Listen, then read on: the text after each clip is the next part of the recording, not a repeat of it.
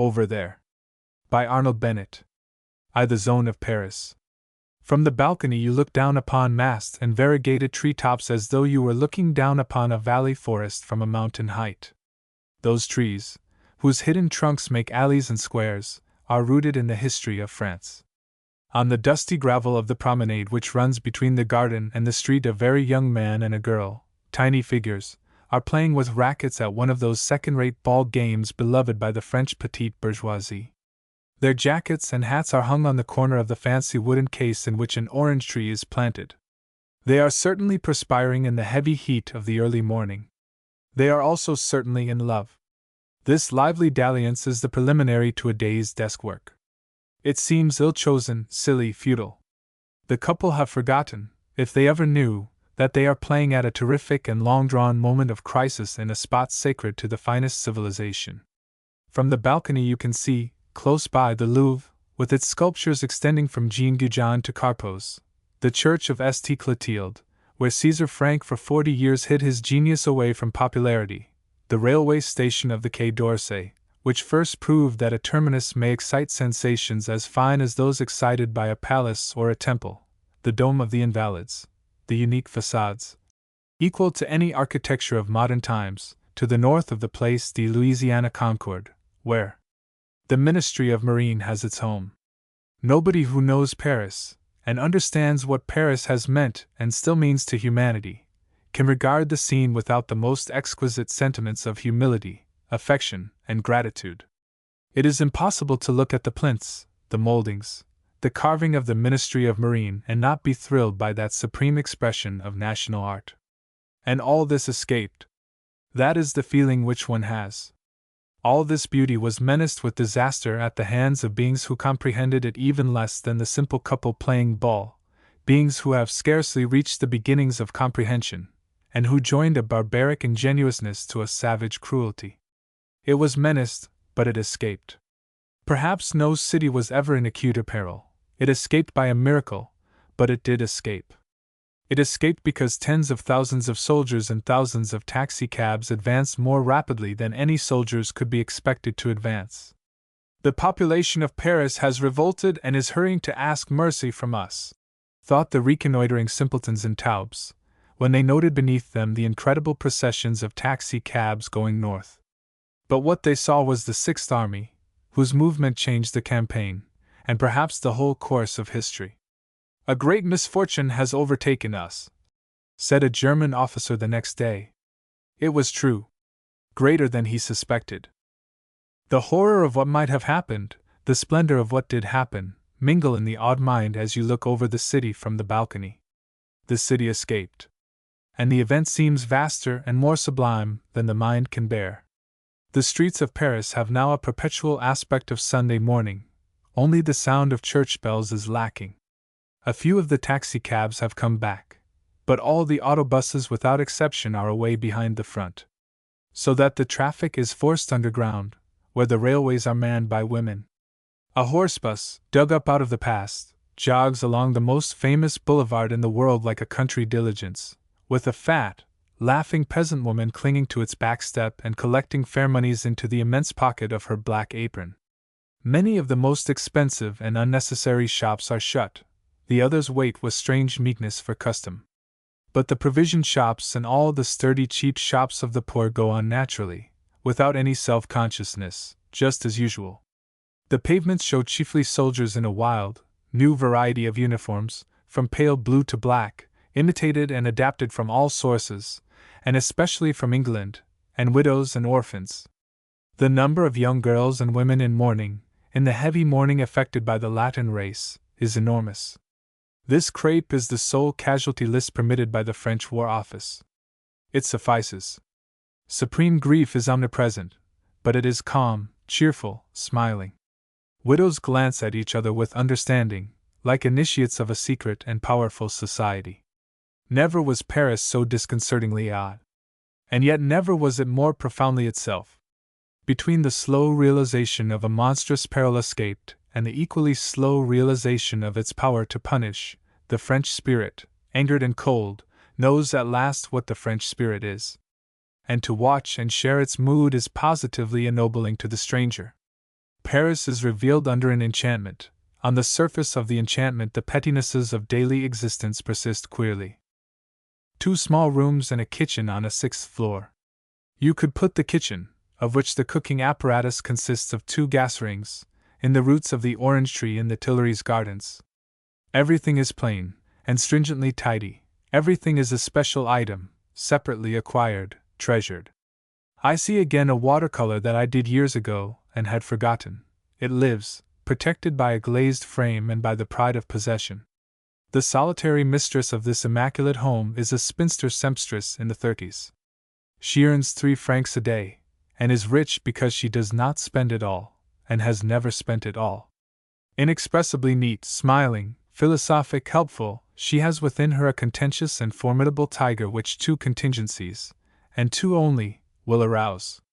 The first contingency springs from any threat of marriage. You must not seek a husband for her. She is alone in the world, and she wants to be. The second springs from any attempt to alter her habits, which in her sight are as sacredly immutable as the ritual of an Asiatic pagoda. Last summer she went to a small town, to which is attached a very large military camp, to help her sister-in-law in the running of a cafe. The excursion was to be partly in the nature of a holiday, but, indefatigable on a chair with a needle, she could not stand for hours on her feet, ministering to a sex of which she knew almost nothing. She had the nostalgia of the Parisian garret. She must go home to her neglected habits. The war was waging. She delayed, from a sense of duty.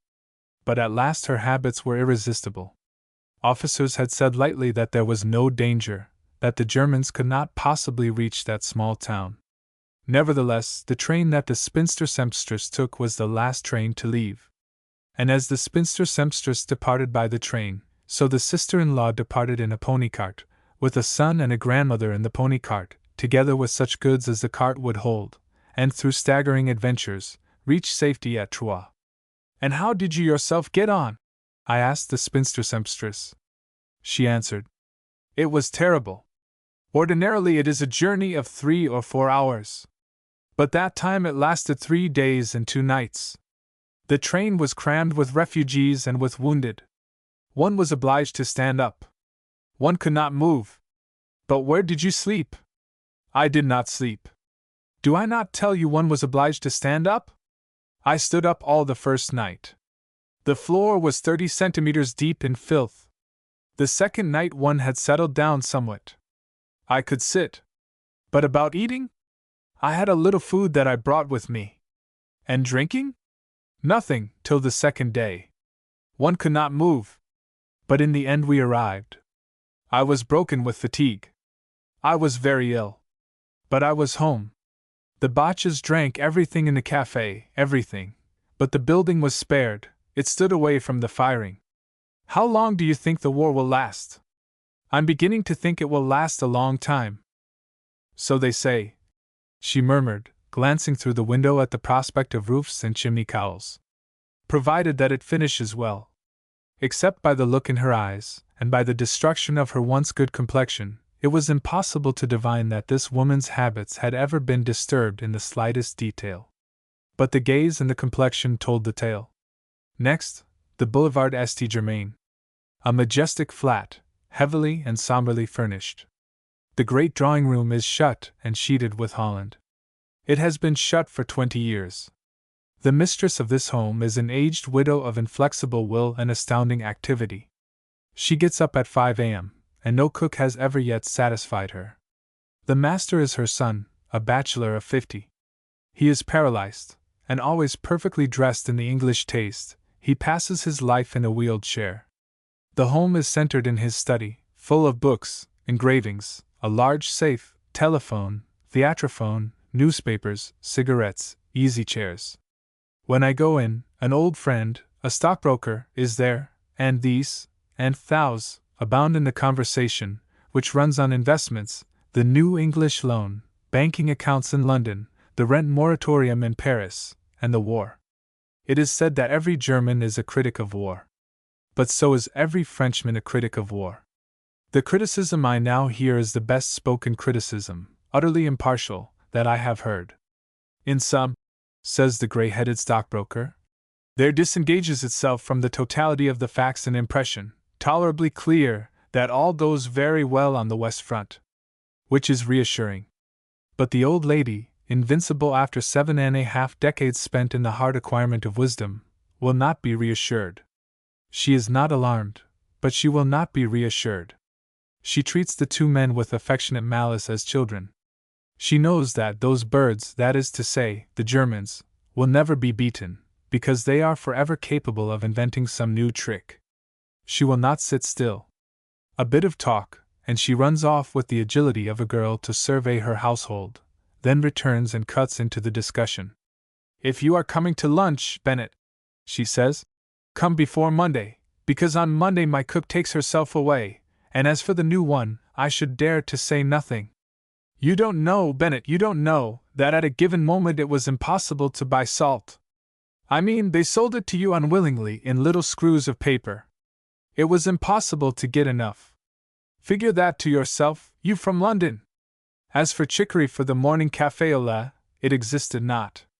Gold could not buy it. And again she said, speaking of the fearful days in September 1914. What would you? We waited. My little Coco is nailed there. He cannot move without a furniture van filled with things essential to his existence. I did not wish to move. We waited quite simply. We waited for them to come. They did not come. So much the better, that is all. I have never encountered anything more radically French than the temperament of this aged woman. Next, the luxury quarter, the establishment of one of those fashionable dressmakers whom you patronize, and whose bills startle all save the most hardened. She is a very handsome woman. She has a husband and 2 little boys. They are all there. The husband is a retired professional soldier. He has a small and easy post in a civil administration, but his real work is to keep his wife's books. In August he was re-engaged, and ready to lead soldiers under fire in the fortified camp which Gallieni has evolved out of the environs of Paris. But the need passed, and the uniform was laid aside. The 2 little boys are combed and dressed as only French and American children are combed and dressed, and with a more economical ingenuity than American children. Each has a beautiful purple silk necktie and a beautiful silk handkerchief to match. You may notice that the purple silk is exactly the same purple silk as the lining of their mother's rich mantle hanging over a chair back. I had to dismiss my last few workgirls on Saturday, said the dressmaker. It was no longer possible to keep them. I had 70, you know. Now, not one. For a time we made considerably less than the rent. Now we make nothing. Nevertheless, some American clients have been very kind. Her glance went round the empty white salons with their mirrors and sculptured frames. Naught of her stock was left except 1 or 2 fragile blouses and a few original drawings. Said the husband, we are eating our resources. I will tell you what this war means to us. It means that we shall have to work 7 or 8 years longer than we had the intention to work. What would you? He lifted his arms and lowered the corners of his mouth. Then he turned again to the military aspect of things, elaborating it. The soldier in him finished. It is necessary, all the same, to admire these cursed Germans. Admire them, said his wife sharply. I do not appreciate the necessity. When I think of that day and that night we spent at home, they live in the eastern suburbs of the city.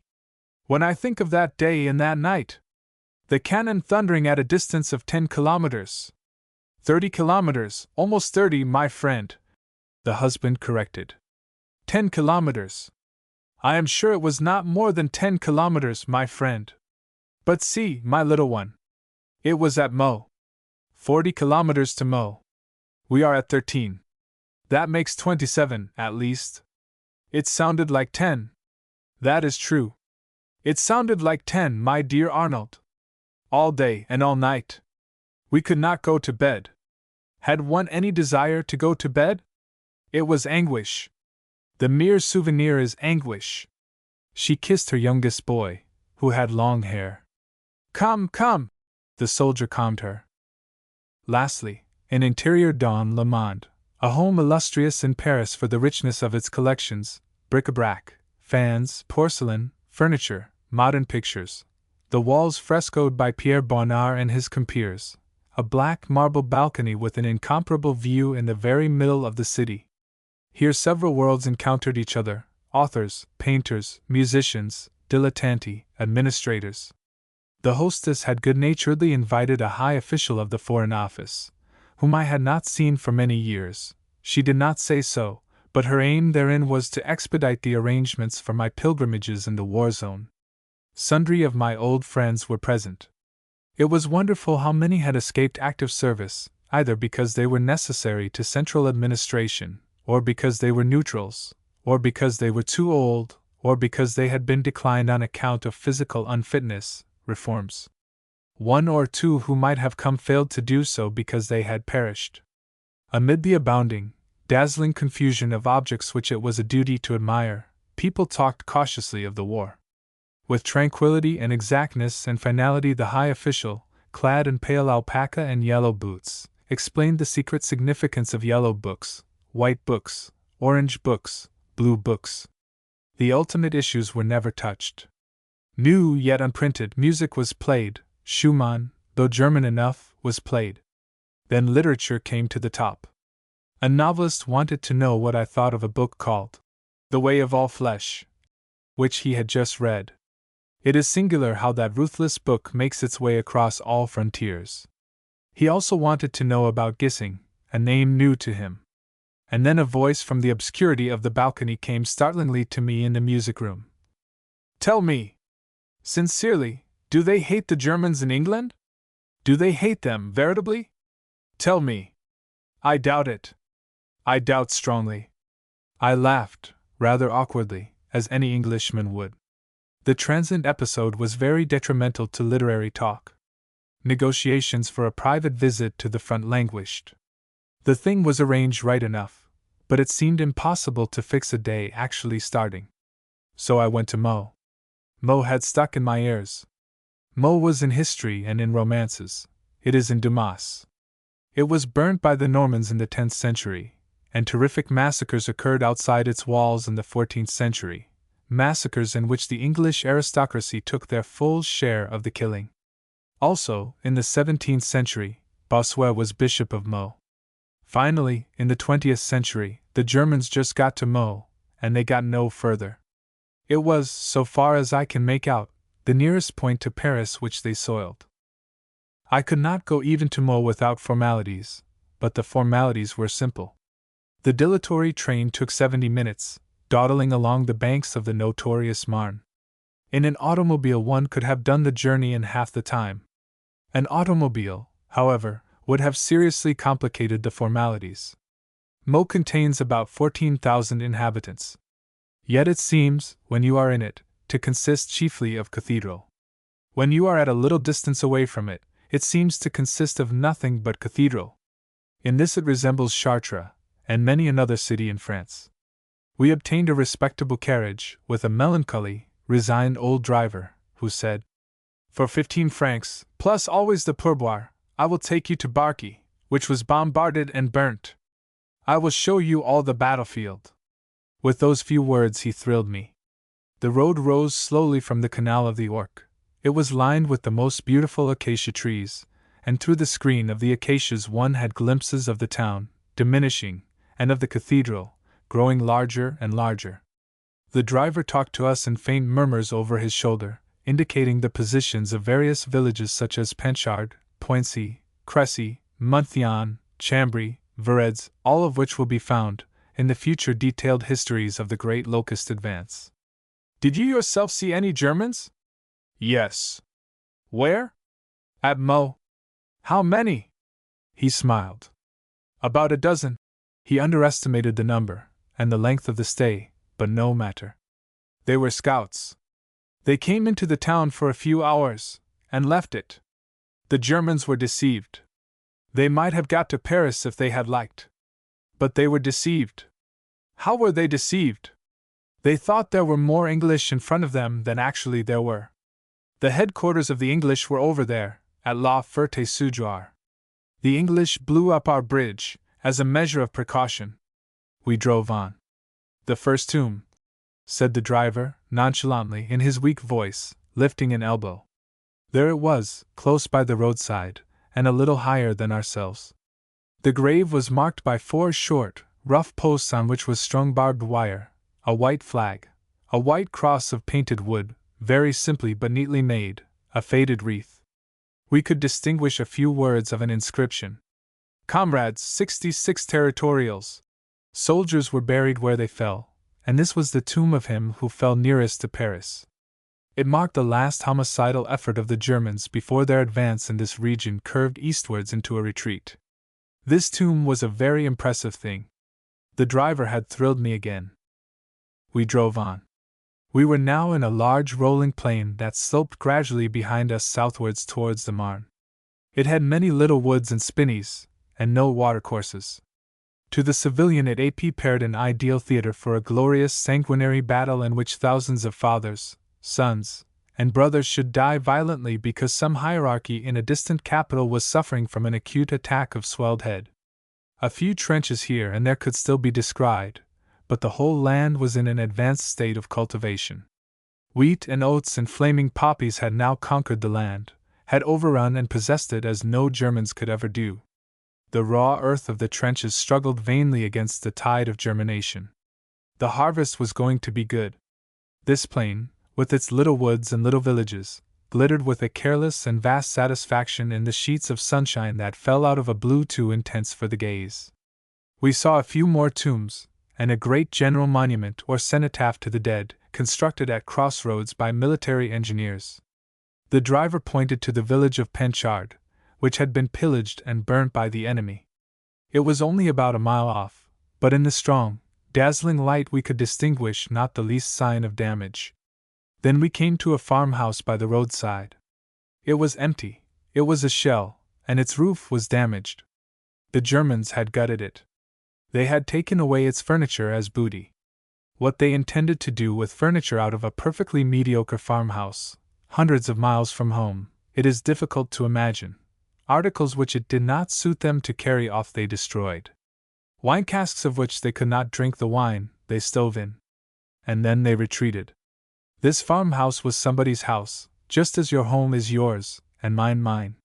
To some woman or other every object in it was familiar. She glanced at the canister on the mantelpiece and said to herself, "I really must clean that canister tomorrow."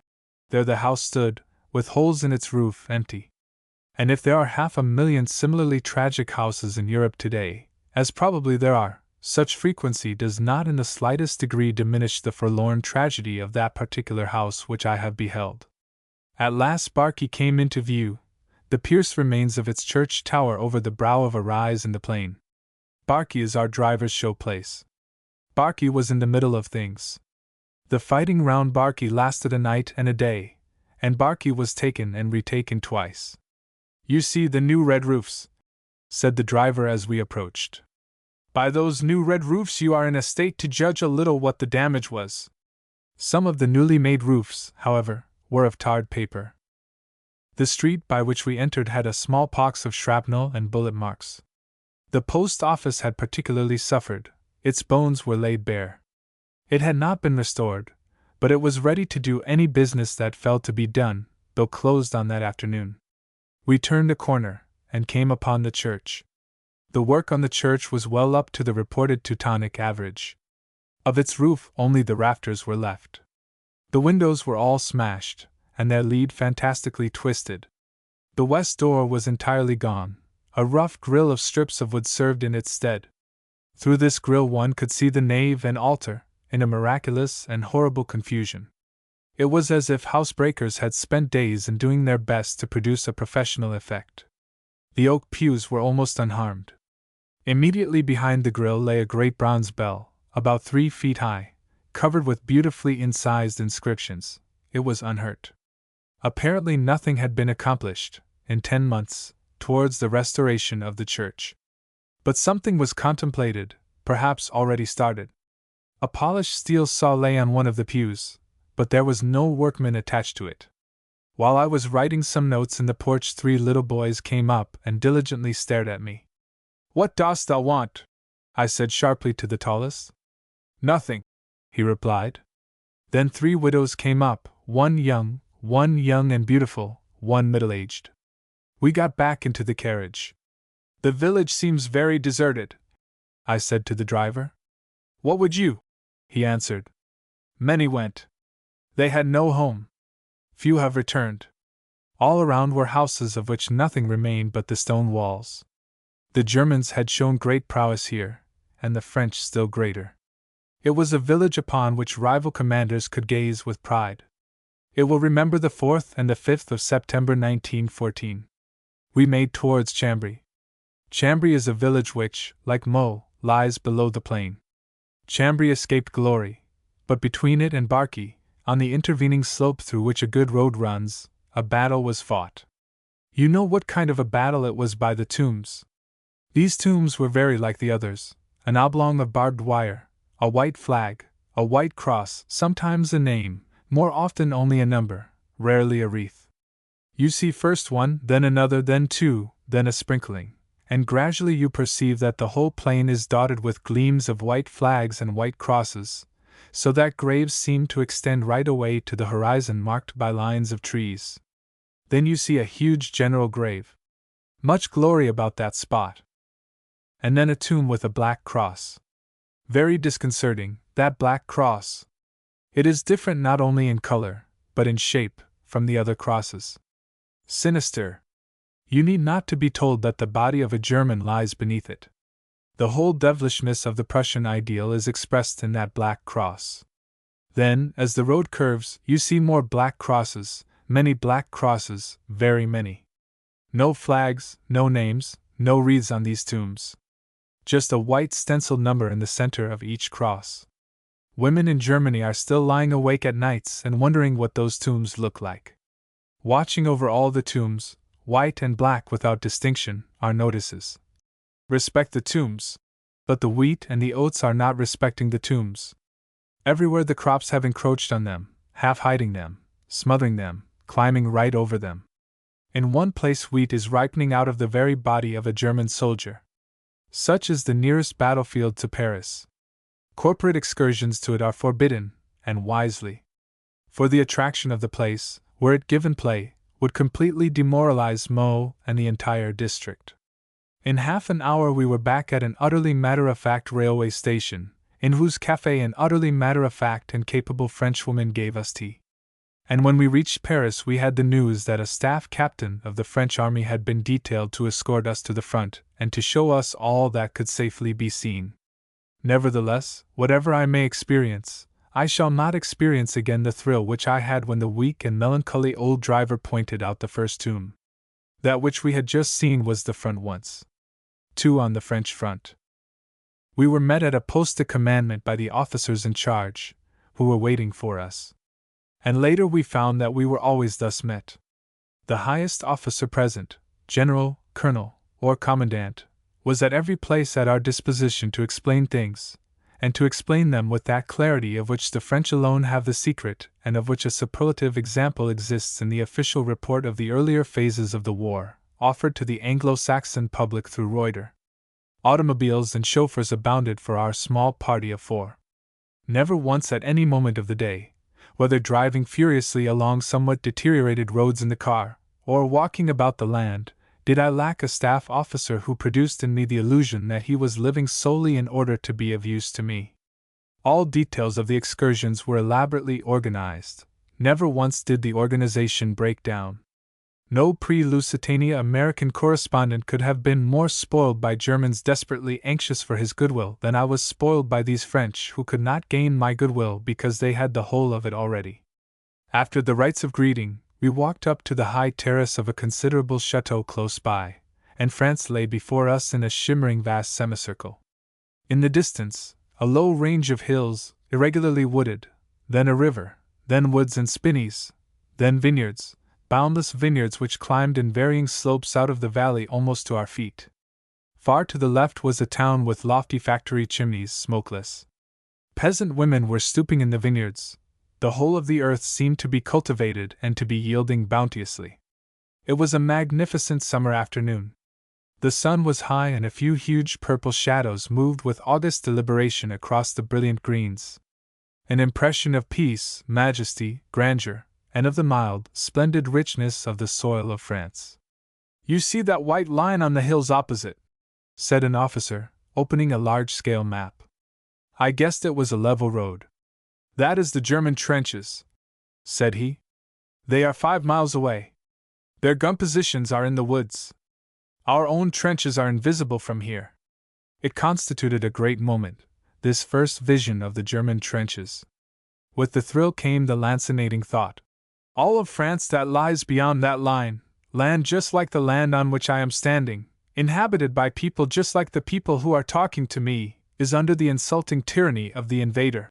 And I also thought, as the sense of distance quickened my imagination to realize that these trenches stretched from Ostend to Switzerland, and that the creators of them were prosecuting similar enterprises as far northeast as Riga, and as far southeast as the confines of Romania. The brigands are mad, but they are mad in the grand manner. We were at the front. We had driven for 20 miles along a very busy road which was closed to civilians, and along which even staff officers could not travel without murmuring the password to placate the hostile vigilance of sentries. The civil life of the district was in abeyance, proceeding precariously from meal to meal. Aeroplanes woke the sleep. No letter could leave a post office without a precautionary delay of 3 days. Telegrams were suspect. To get into a railway station was almost as difficult as to get into paradise. A passport or a safe conduct was the sine qua non of even the restricted liberty which had survived. And yet nowhere did I see a frown nor hear a complaint. Everybody comprehended that the exigencies of the terrific military machine were necessary exigencies. Everybody waited, in confidence and with tranquil smiles. Also, it is misleading to say that civil life was in abeyance. For the elemental basis of its prosperity and its amenities continued just as though the lunatic bullies of Potsdam had never dictated to Vienna the ultimatum for Serbia. The earth was yielding, fabulously. It was yielding up to within 1.5 miles of the German wire entanglements. The peasants would not neglect the earth. Officers remonstrated with them upon their perilous rashness. They replied, "The land must be tilled. When the German artillery begins to fire, the blue-clad women sink out of sight amid the foliage. Half an hour after it has ceased they cautiously emerge, and resume." One peasant put up an umbrella, but he was a man. We were veritably at the front. There was, however, not a whisper of war, nor anything visible except the thin, pale line like a striation on the distant hills. Then a far-off sound of thunder is heard. It is a gun. A faint puff of smoke is pointed out to us. Neither the rumble nor the transient cloudlet makes any apparent impression on the placid and wide dignity of the scene. Nevertheless, this is war. And war seems a very vague, casual, and negligible thing. We are led about 50 feet to the left, where in a previous phase a shell has indented a huge hole in the earth. The sight of this hole renders war rather less vague and rather less negligible. "There are 80,000 men in front of us," says an officer, indicating the benign, shimmering, empty landscape. "But where?" "Interred, in the trenches." "It is incredible." "And the other interred, the dead?" I ask. "We never speak of them. But we think of them a good deal." Still a little closer to war. The Parc du Génie, Engineers' Park. Behind we inspected hills of coils, formidable barbed wire, far surpassing that of farmers, well contrived to tear to pieces any human being who, having got into its entanglement, should try to get out again. One thought that nothing but steam chisels would be capable of cutting it. Also stacks of timber for shoring up mines which sappers would dig beneath the enemy trenches. Also sacks to be filled with earth for improvised entrenching. Also the four-pointed contraptions called chevaux de frise, which, however you throw them, will always stick a fatal point upwards, to impale the horse or man who cannot or will not look where he is going. Even tarred paper, for keeping the weather out of trenches or anything else. And all these things in unimagined quantities. Close by, a few German prisoners performing sanitary duties under a guard. They were men in God's image, and they went about on the assumption that all the rest of the war lay before them and that there was a lot of it. A general told us that he had mentioned to them the possibility of an exchange of prisoners, whereupon they had gloomily and pathetically protested. They very sincerely did not want to go back whence they had come, preferring captivity, humiliation, and the basest tasks to a share in the great glory of German arms.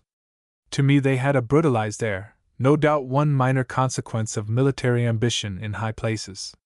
Not many minutes away was a hospital, what the French call an ambulance de première ligne, contrived out of a factory. This was the hospital nearest to the trenches in that region, and the wounded come to it direct from the dressing stations which lie immediately behind the trenches. When a man falls, or men fall, the automobile is telephoned for, and it arrives at the appointed rendezvous generally before the stretcher-bearers, who may have to walk for 20 or 30 minutes over rough ground. A wounded man may be, and has been, operated upon in this hospital within an hour of his wounding.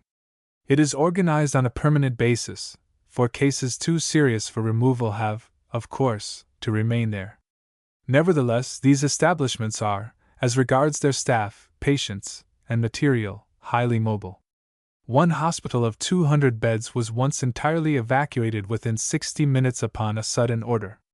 We walked through small ward after small ward, storeroom after storeroom, aseptic operating room and septic operating room, all odorous with ether, and saw little but resignation, and not much of that, for patients happened to be few. Yet the worn face of the doctor in charge showed that vast labors must have been accomplished in those somber chambers. In the very large courtyard a tent operating hospital was established. The white attendants were waiting within in the pallid obscurity, among tables, glass jars, and instruments. The surgeon's wagon, with hot water and sterilizing apparatus, was waiting without. The canvas organism was a real hospital, and the point about it was that it could move off complete at 25 minutes' notice and set itself up again in any other ordained location in another 25 minutes. Another short ride, and we were in an aviation park, likewise tented, in the midst of an immense wheat field on the lofty side of a hill. There were 6 hangars of canvas, each containing an aeroplane and serving as a dormitory, and for each aeroplane a carriage and a motor, for sometimes aeroplanes are wounded and have to travel by road. It takes 90 minutes to dismount an aeroplane. Each corps of an army has one of these escadrilles or teams of aeroplanes, and the army as a whole has an extra one, so that, if an army consists of 8 corps, it possesses 54 aeroplanes. I am speaking now of the particular type of aeroplane employed for regulating artillery fire. It was a young non-commissioned officer with a marked southern accent who explained to us the secret nature of things. He was wearing both the military medal and the Legion of Honor, for he had done wondrous feats in the way of shooting the occupants of Taubes in midair. He got out one of the machines, and exhibited its tricks and its wireless apparatus, and invited us to sit in the seat of the flyer. The weather was quite unsuitable for flying, but setting 4 men to hold the machine in place, he started the gnome motor and ran it up to 2,000 revolutions a minute, creating a draft which bowed the fluttered wheat for many yards behind and blew hats off.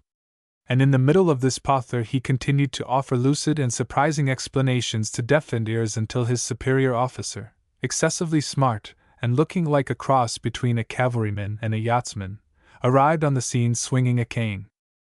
It was natural that after this we should visit some autocannons expressly constructed for bringing down aeroplanes.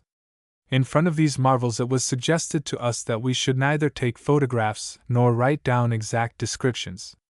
As regards the latter, the staff officers had reason to be reassured. No living journalist could have reproduced the scientific account of the sighting arrangements given to us in an esoteric yet quite comprehensible language by the high priest of these guns, who was a middle-aged artillery captain. It lasted about 20 minutes. It was complete, final, unchallengeable. At intervals the artillery captain himself admitted that such and such a part of the device was tres beau. It was. There was only one word of which I could not grasp the significance in that connection. It recurred. Several times I determined to ask the captain what he meant us to understand by that word, but I lacked moral courage. I doubt whether in all the lethal apparatus that I saw in France I saw anything quite equal to the demoniac ingenuity of these massive guns. The proof of guns is in the shooting. These guns do not merely aim at Taubes, they hit them. I will not, however, derogate from the importance of the illustrious 75. We saw one of these on an afternoon of much marching up and down hills and among woods, gazing at horses and hot water douches, baths, and barbers' shops, and deep dugouts called Tipperary, and guns of various caliber, including the 75. The 75 is a very sympathetic creature, in blue-gray with metallic glints. He is perfectly easy to see when you approach him from behind, but get 20 yards in front of him and he is absolutely undiscoverable. Viewed from the sky, he is part of the forest. Viewed from behind, he is perceived to be in a wooden hut with rafters, in which you can just stand upright. We beheld the working of the gun, by 2 men, and we beheld the different sorts of shell in their delved compartments. But this was not enough for us. We ventured to suggest that it would be proper to try to kill a few Germans for our amusement. The request was instantly granted. "Time for 4,300 meters," said the lieutenant quickly and sternly, and a soldier manipulated the obus. It was done. It was done with disconcerting rapidity. The shell was put into its place. A soldier pulled a string. Bang! A neat, clean, not too loud bang. The messenger had gone invisibly forth. The prettiest part of the affair was the recoil and automatic swinging back of the gun.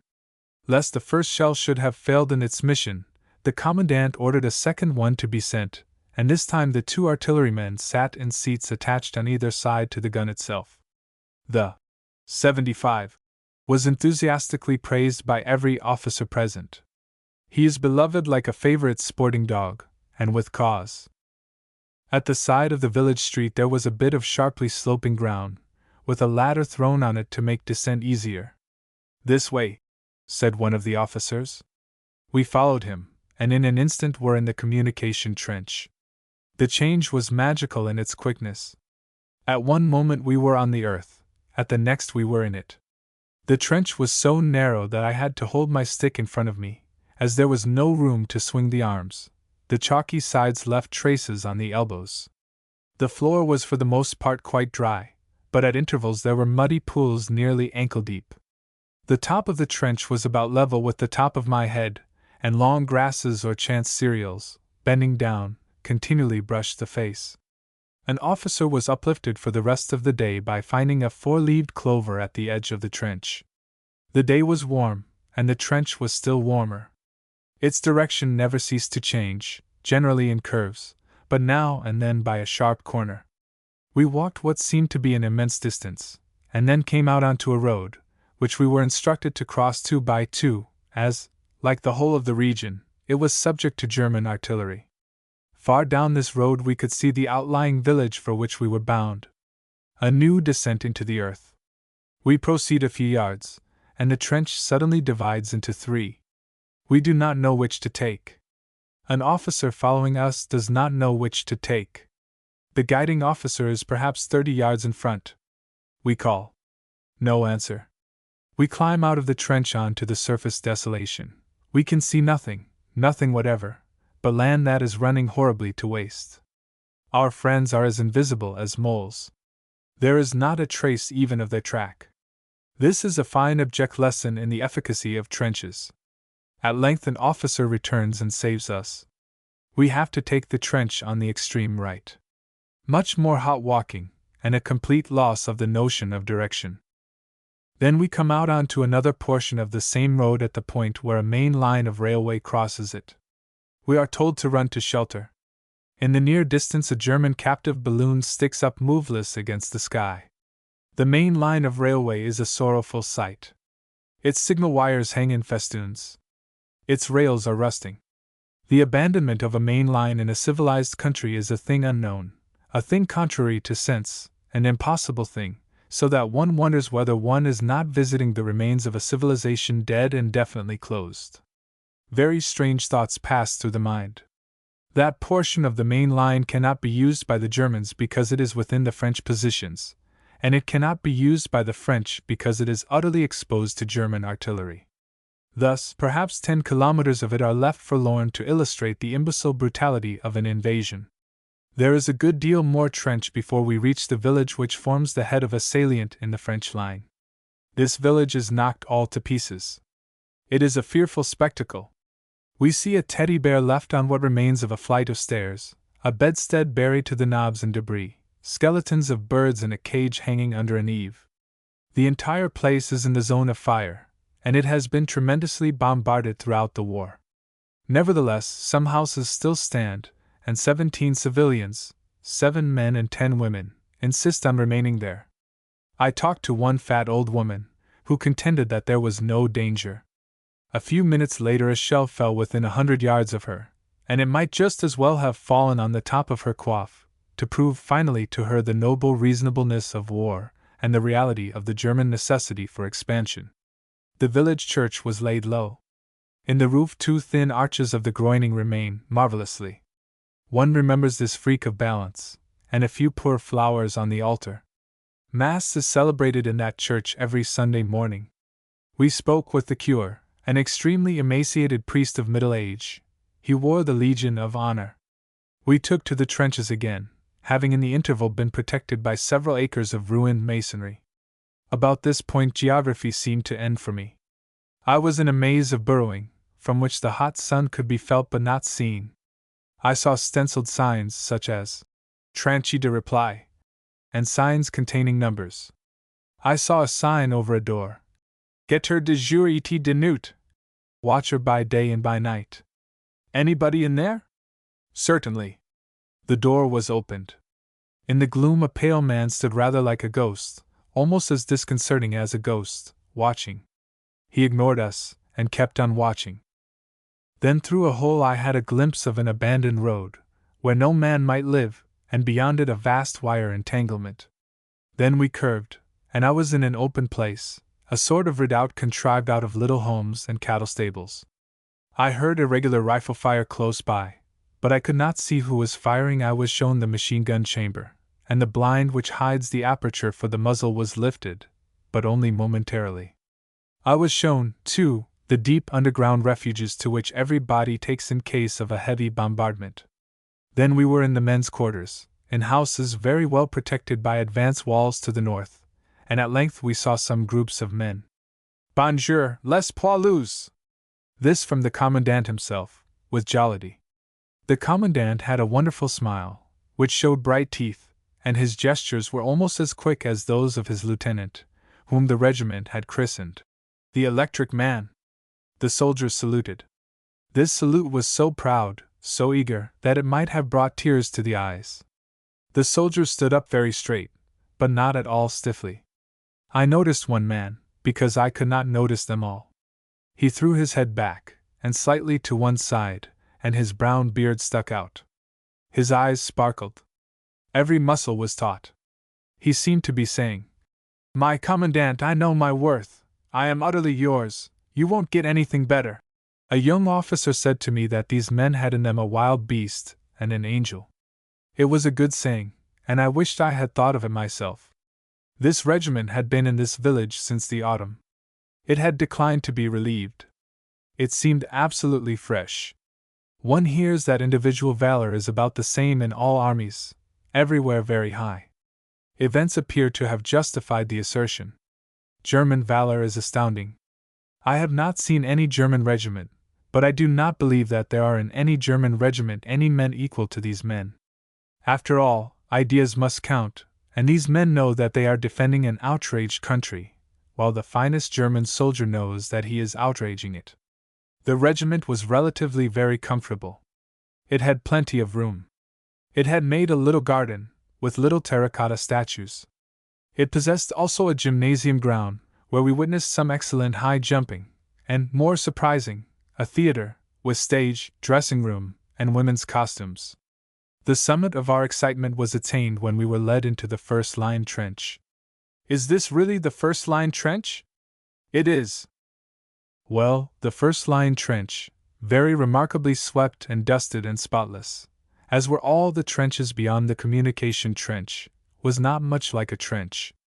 It was like a long wooden gallery. Its sides were of wood, its ceiling was of wood, its floor was of wood. The carpentry, though not expert, was quite neat, and we were told that not a single engineer had ever been in the position, which, nevertheless, is reckoned to be one of the most ingenious on the whole front.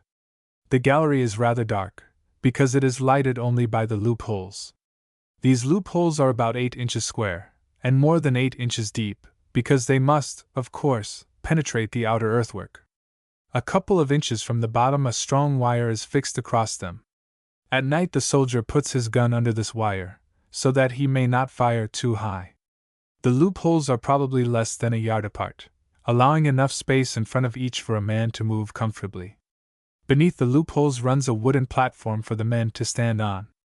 Behind the loopholes, in the ceiling, are large hooks to hang guns on.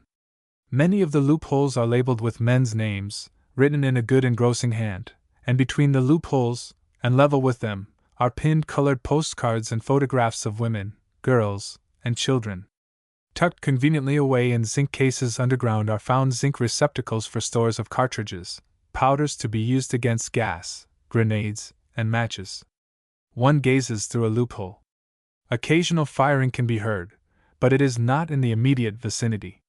Indeed, all the men we can see have stepped down from the platform in order to allow us to pass freely along it and inspect. Through the loophole can be distinguished a barbed wire entanglement, then a little waste ground, then more barbed wire entanglement, German, and then the German trenches, which are less than half a mile away, and which stretch round behind us in a semicircle. Do not look too long. They have very good glasses. The hint is taken. It is singular to reflect that just as we are gazing privily at the Germans, so the Germans are gazing privily at us. A mere strip of level earth separates them from us, but that strip is impassable, save at night, when the Frenchmen often creep up to the German wire. There is a terrible air of permanency about the whole affair. Not only the passage of time produces this effect, the telephone wire running along miles of communication trench, the elaborateness of the fighting trenches, the established routine and regularity of existence, all these also contribute to it. But the air of permanency is fallacious. The Germans are in France. Every day of slow preparation brings nearer the day when the Germans will not be in France. That is certain. An immense expectancy hangs over the land, enchanting it. We leave the first-line trench, with regret. But we have been in it. In the quarters of the commandant, a farmhouse at the back end of the village, champagne was served, admirable champagne. We stood round a long table, waiting till the dilatory should have arrived. The party had somehow grown. For example, the cure came, amid acclamations. He related how a lieutenant had accosted him in front of some altar, and asked whether he might be allowed to celebrate the Mass. That depends, said the cure. You cannot celebrate if you are not a priest. If you are, you can. I am a priest, said the lieutenant. And he celebrated the Mass. Also the intendant came, a gray-haired, dour, kind-faced man. The intendant has charge of supplies, and he is cherished accordingly. And in addition to the commandant, and the electric man, and our staff captains, there were sundry non-commissioned officers, and even privates. We were all equal. The French army is by far the most democratic institution I have ever seen. On our journeys the staff captains and ourselves habitually ate with a sergeant and a corporal. The corporal was the son of a general. The sergeant was a man of business and a writer. His first words when he met me were in English. Monsieur Bennett, I have read your books. One of our chauffeurs was a well-known printer who employs 350 men, when there is peace. The relations between officers and men are simply unique. I never saw a greeting that was not exquisite. The officers were full of knowledge, decision, and appreciative kindliness. The men were bursting with eager devotion. This must count, perhaps even more than big guns. The commandant, of course, presided at the vin d'honneur. His glance and his smile, his latent energy, would have inspired devotion in a wooden block. Every glass touched every glass, an operation which entailed some 80 clinkings. And while we were drinking, one of the staff captains, the one whose English was the less perfect of the two, began to tell me of the career of the commandant, in Algeria and elsewhere. Among other things, he had carried his wounded men on his own shoulders under fire from the field of battle to a place of safety. He was certainly under 40. He might have been under 35. Said the staff captain, ingenuously translating in his mind from French to English, and speaking with slow caution, as though picking his way among the chevaux de frise of the English language.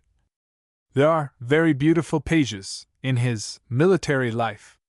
He meant to y de trace belles pages dans sa carrière militaire, which is subtly not quite the same thing. As we left the farmhouse to regain the communication trench, there was a fierce, loud noise like this: zzzzzzssszzzzzzsss, and then an explosion. The observer in the captive balloon had noticed unaccustomed activity in our village, and the consequences were coming. We saw yellow smoke rising just beyond the wall of the farmyard, about 200 yards away. We received instructions to hurry to the trench. We had not gone 50 yards in the trench when there was another celestial confusion of S's and Z's. Imitating the officers, we bent low in the trench. The explosion followed. 1, 2, 3, 4, 5, said a captain.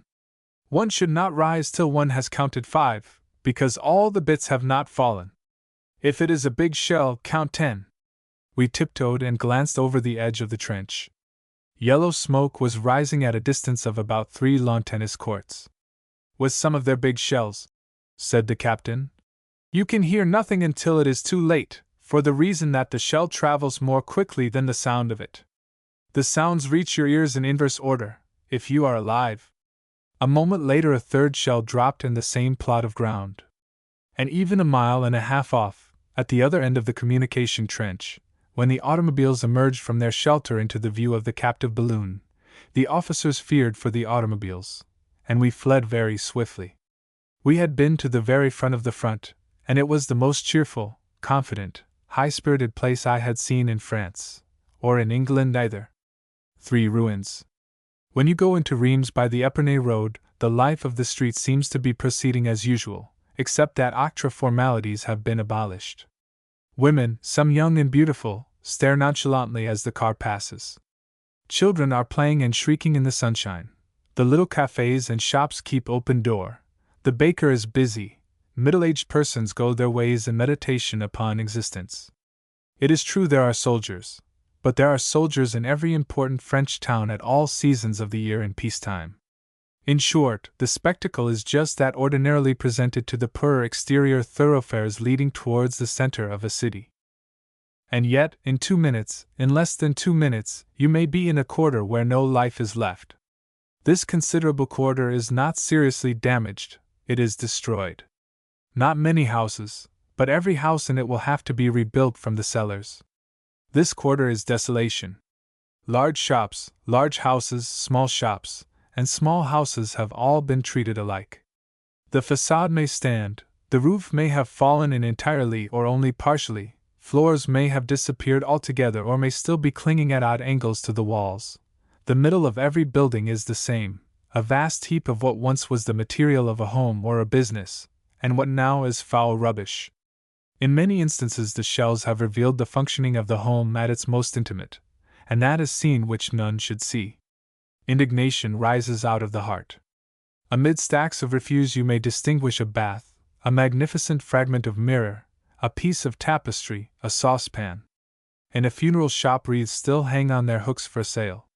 Telephone and telegraph wires depend in a loose tangle from the poles. The clock of the Protestant church has stopped at 5:45. The shells have been freakish. In one building a shell harmlessly made a hole in the courtyard large enough to bury every commander of a German army. Another shell, a 210 mm dot, went through an inner wall and opened up the cellars by destroying 150 square feet of ground floor. 10 people were in the cellars, and none was hurt. Uninjured signs of cafes and shops, such as the Good Hope, the success of the day, meet your gaze with sardonic calm. The inhabitants of this quarter, and of other quarters in Reims, have gone. Some are dead. Others are picnicking in Epernay, Paris, elsewhere. They have left everything behind them, and yet they have left nothing. Each knows his lot in the immense tragedy. Nobody can realize the whole of the tragedy. It defies the mind, and moreover, the horror of it is allayed somewhat by the beautiful forms which ruin, even the ruin of modern ugly architecture, occasionally takes.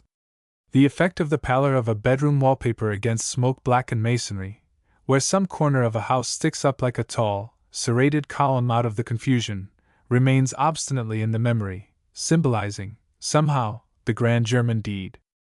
For do not forget that this quarter accurately represents what the Germans came out of Germany into France deliberately to do.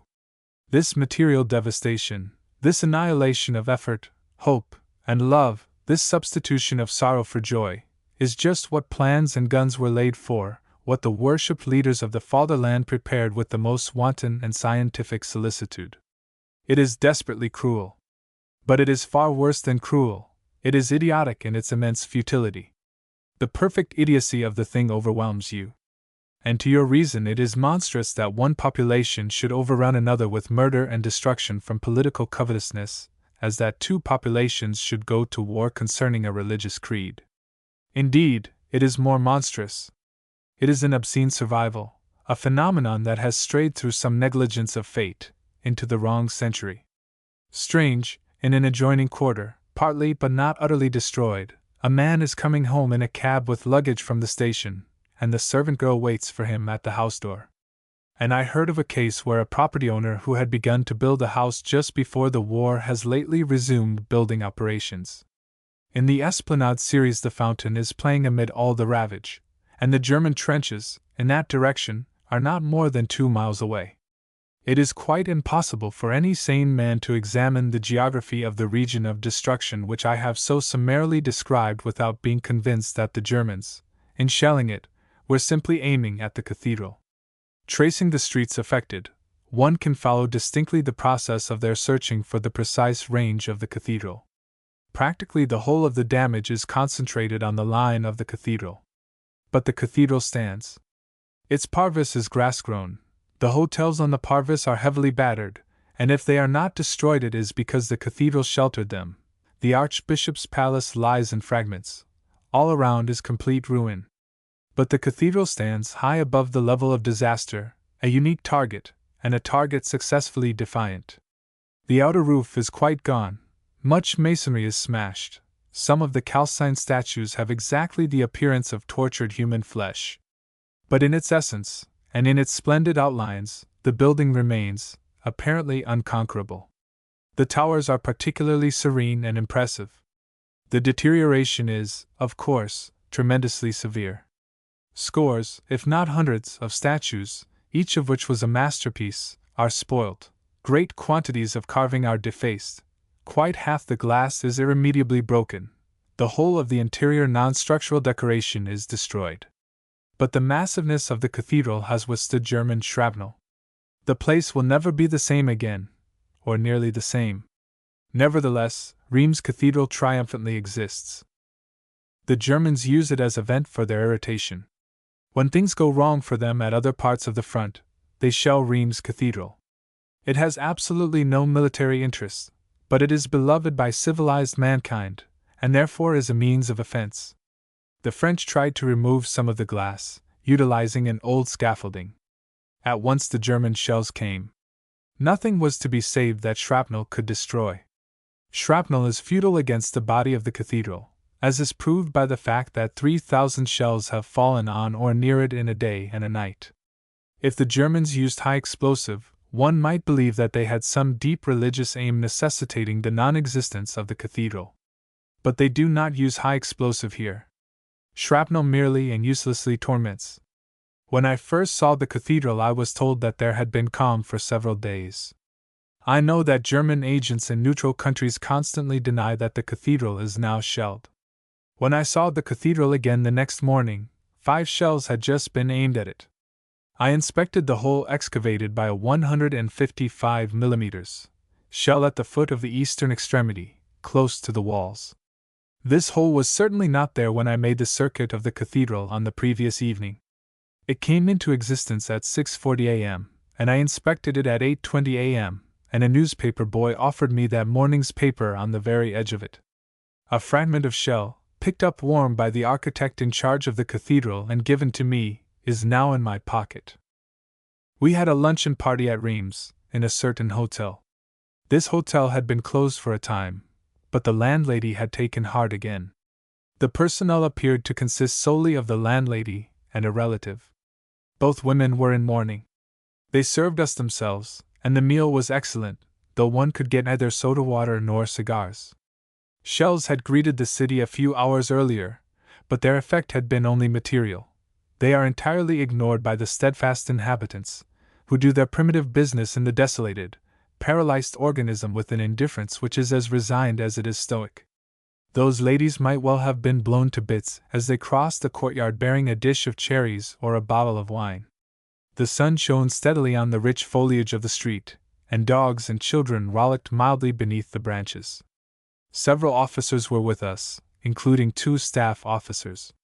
These officers, not belonging to the same unit, had a great deal to tell each other and us, so much that the luncheon lasted nearly 2 hours.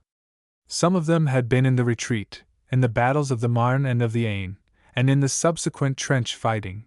None had got a scratch. Of an unsurpassed urbanity and austerity themselves, forming part of the finest civilization which this world has yet seen, thoroughly appreciative of the subtle and powerful qualities of the race to which they belong, they exhibited a chill and restrained surprise at the manners of the invaders. One had seen 2,000 champagne bottles strewn around a chateau from which the invaders had decamped, and the old butler of the house going carefully through the grounds and picking up the bottles which by chance had not been opened. The method of opening champagne, by the way, was a stroke of the saber on the neck of the bottle. The German manner was also to lay the lighted cigar on the finest table linen, so that by the burned holes the proprietors might count their guests. Another officer had seen a whole countryside of villages littered with orchestrions and absinthe bottles, groundwork of an interrupted musical and Bacchic fete whose details must be imagined, like many other revolting and scabrous details, which no compositor would consent to set up in type, but which, nevertheless, are known and form a striking part of the unwritten history of the attack on civilization. You may have read hints of these things again and again, but no amount of previous preparation will soften for you the shock of getting them first-hand from eyewitnesses whose absolute reliability it would be fatuous to question. What these men with their vivid gestures, bright eyes, and perfect phrasing most delight in is personal heroism. And be it remembered that, though they do tell a funny story about German scouts who, in order to do their work, painted themselves the green of trees, and then, to complete the illusion, when they saw a Frenchman began to tremble like leaves, they give full value to the courage of the invaders. But, of course, it is the courage of Frenchmen that inspires their narrations. I was ever so faintly surprised by their candid and enthusiastic appreciation of the heroism of the auxiliary services. They were lyrical about engine drivers, telephone repairers, stretcher bearers, and so on. The story which had the most success concerned a soldier, a schoolmaster, who in an engagement got left between the opposing lines, a quite defenseless mark for German rifles. When a bullet hit him, he cried, "Vive la France!" When he was missed, he kept silent. He was hit again and again, and at each wound he cried, "Vive la France!" He could not be killed. At last they turned a machine gun on him and raked him from head to foot. Vive la! It was a long, windy, dusty drive to Arras. The straight, worn roads of flinty chalk passed for many miles Arras through country where there was no unmilitary activity save that of the crops pushing themselves up. Everything was dedicated to the war. Only at one dirty little industrial town did we see a large crowd of men waiting after lunch to go into a factory. These male civilians had a very odd appearance. It was as though they had been left out of the war by accident, or by some surprising benevolence. One thought first, there must be some mistake here. But there was probably no mistake. These men were doubtless in the immense machine. After we had traversed a more attractive agricultural town, with a town hall whose architecture showed that Flanders was not very far off, the soil changed and the country grew more sylvan and delectable. And the sun shone hotly. Camps alternated with orchards, and cows roamed in the camps and also in the orchards. And among the trees could be seen the blue draperies of women at work. Then the wires of the field telephones and telegraphs on their elegantly slim bamboos were running alongside us. And once or twice, roughly painted on a bit of bare wood, we saw the sign, Vers le front. Why any sign should be necessary for such a destination I could not imagine. But perhaps humor had entered into the matter. At length we perceived Arras in the distance, and at a few kilometers it looked rather like itself. It might have been a living city. When, however, you actually reach Arras, you cannot be deceived for an instant as to what has happened to the place. It offers none of the transient illusion of Reims. The first street you see is a desolation, empty and sinister. Grimy curtains bulge out at smashed windows. Everywhere the damage of shells is visible. The roadway and the pavements are littered with bits of homes. Grass flourishes among the bits. You proceed a little further to a large, circular place, once imposing. Every house in it presents the same blighted aspect. There is no urban stir. But in the brief intervals of the deafening cannonade can be heard one sound, blinds and curtains fluttering against empty window frames, and perhaps the idle, faint banging of a loose shutter. Not even a cat walks. We are alone, we and the small group of staff officers who are acting as our hosts. We feel like thieves, like desecrators, impiously prying. At the other side of the place a shell has dropped before a house and sliced away all its front. On the ground floor is the drawing room. Above that is the bedroom, with the bed made and the white linen smoothly showing. The marvel is that the bed, with all the other furniture, does not slide down the sloping floor into the street. But everything remains moveless and placid. The bedroom is like a show. It might be the bedroom of some famous man exposed to worshipping tourists at sixpence a head. A few chairs have fallen out of the house, and they lie topsy-turvy in the street amid the debris. No one has thought to touch them. In all directions thoroughfares branch forth, silent, grass-grown, and ruined. "You see the strong fortress I have," says the commanding officer with genial sarcasm. "You notice its high military value. It is open at every end. You can walk into it as easily as into a windmill. And yet they bombard it. Yesterday they fired 20 projectiles a minute for an hour into the town. A performance absolutely useless. Simple destruction. But they are like that." So we went forward further into the city, and saw sights still stranger. Of one house nothing but the roof was left. The roof made a triumphal arch everywhere. Potted plants, boxed against walls or suspended from window frames, were freshly blooming. All the streets were covered with powdered glass. In many streets telegraph and telephone wires hung in thick festoons like abandoned webs of spiders, or curled themselves round the feet. Continually one had to be extricating oneself from them. Continually came the hollow sound of things falling and slipping within the smashed interiors behind the facades. And then came the sound of a baby crying. For this city is not, after all, uninhabited. We saw a woman coming out of her house and carefully locking the door behind her. Was she locking it against shells, or against burglars? Observe those pipes rising through gratings in the pavement, and blue smoke issuing therefrom. Those pipes are the outward sign that such inhabitants as remain have transformed their cellars into drawing rooms and bedrooms. We descended into one such home. The real drawing room, on the ground floor, had been invaded by a shell. In that apartment richly carved furniture was mixed up with pieces of wall and pieces of curtain under a thick layer of white dust. But this underground home, with its arched roof and aspect of extreme solidity, was tidy and very snugly complete in all its arrangements, and the dark entrance to it well protected against the hazards of bombardment. "Nevertheless," said the master of the home, "a 210 mm shell would penetrate everything. It would be the end." He threw up his hands with a nonchalant gesture. He was a fatalist worthy of his city, which is now being besieged and ruined not for the first time. The Vandals, I mean the original Vandals, laid waste Arras again and again. Then the Franks took it. Then, in the 9th century, the Normans ravaged it, and then Charles the Simple, and then Lothair, and then Hugh Capet. In the 15th century Charles VI besieged it for 7 weeks, and did not take it. Under Louis XI, it was atrociously outraged. It revolted, and was retaken by assault, its walls razed, its citizens expatriated, and its name changed. Useless. The name returned, and the citizens. At the end of the 15th century it fell under Spanish rule, and had no kind of peace whatever until after another siege by a large French army. It was regained by France in 1640.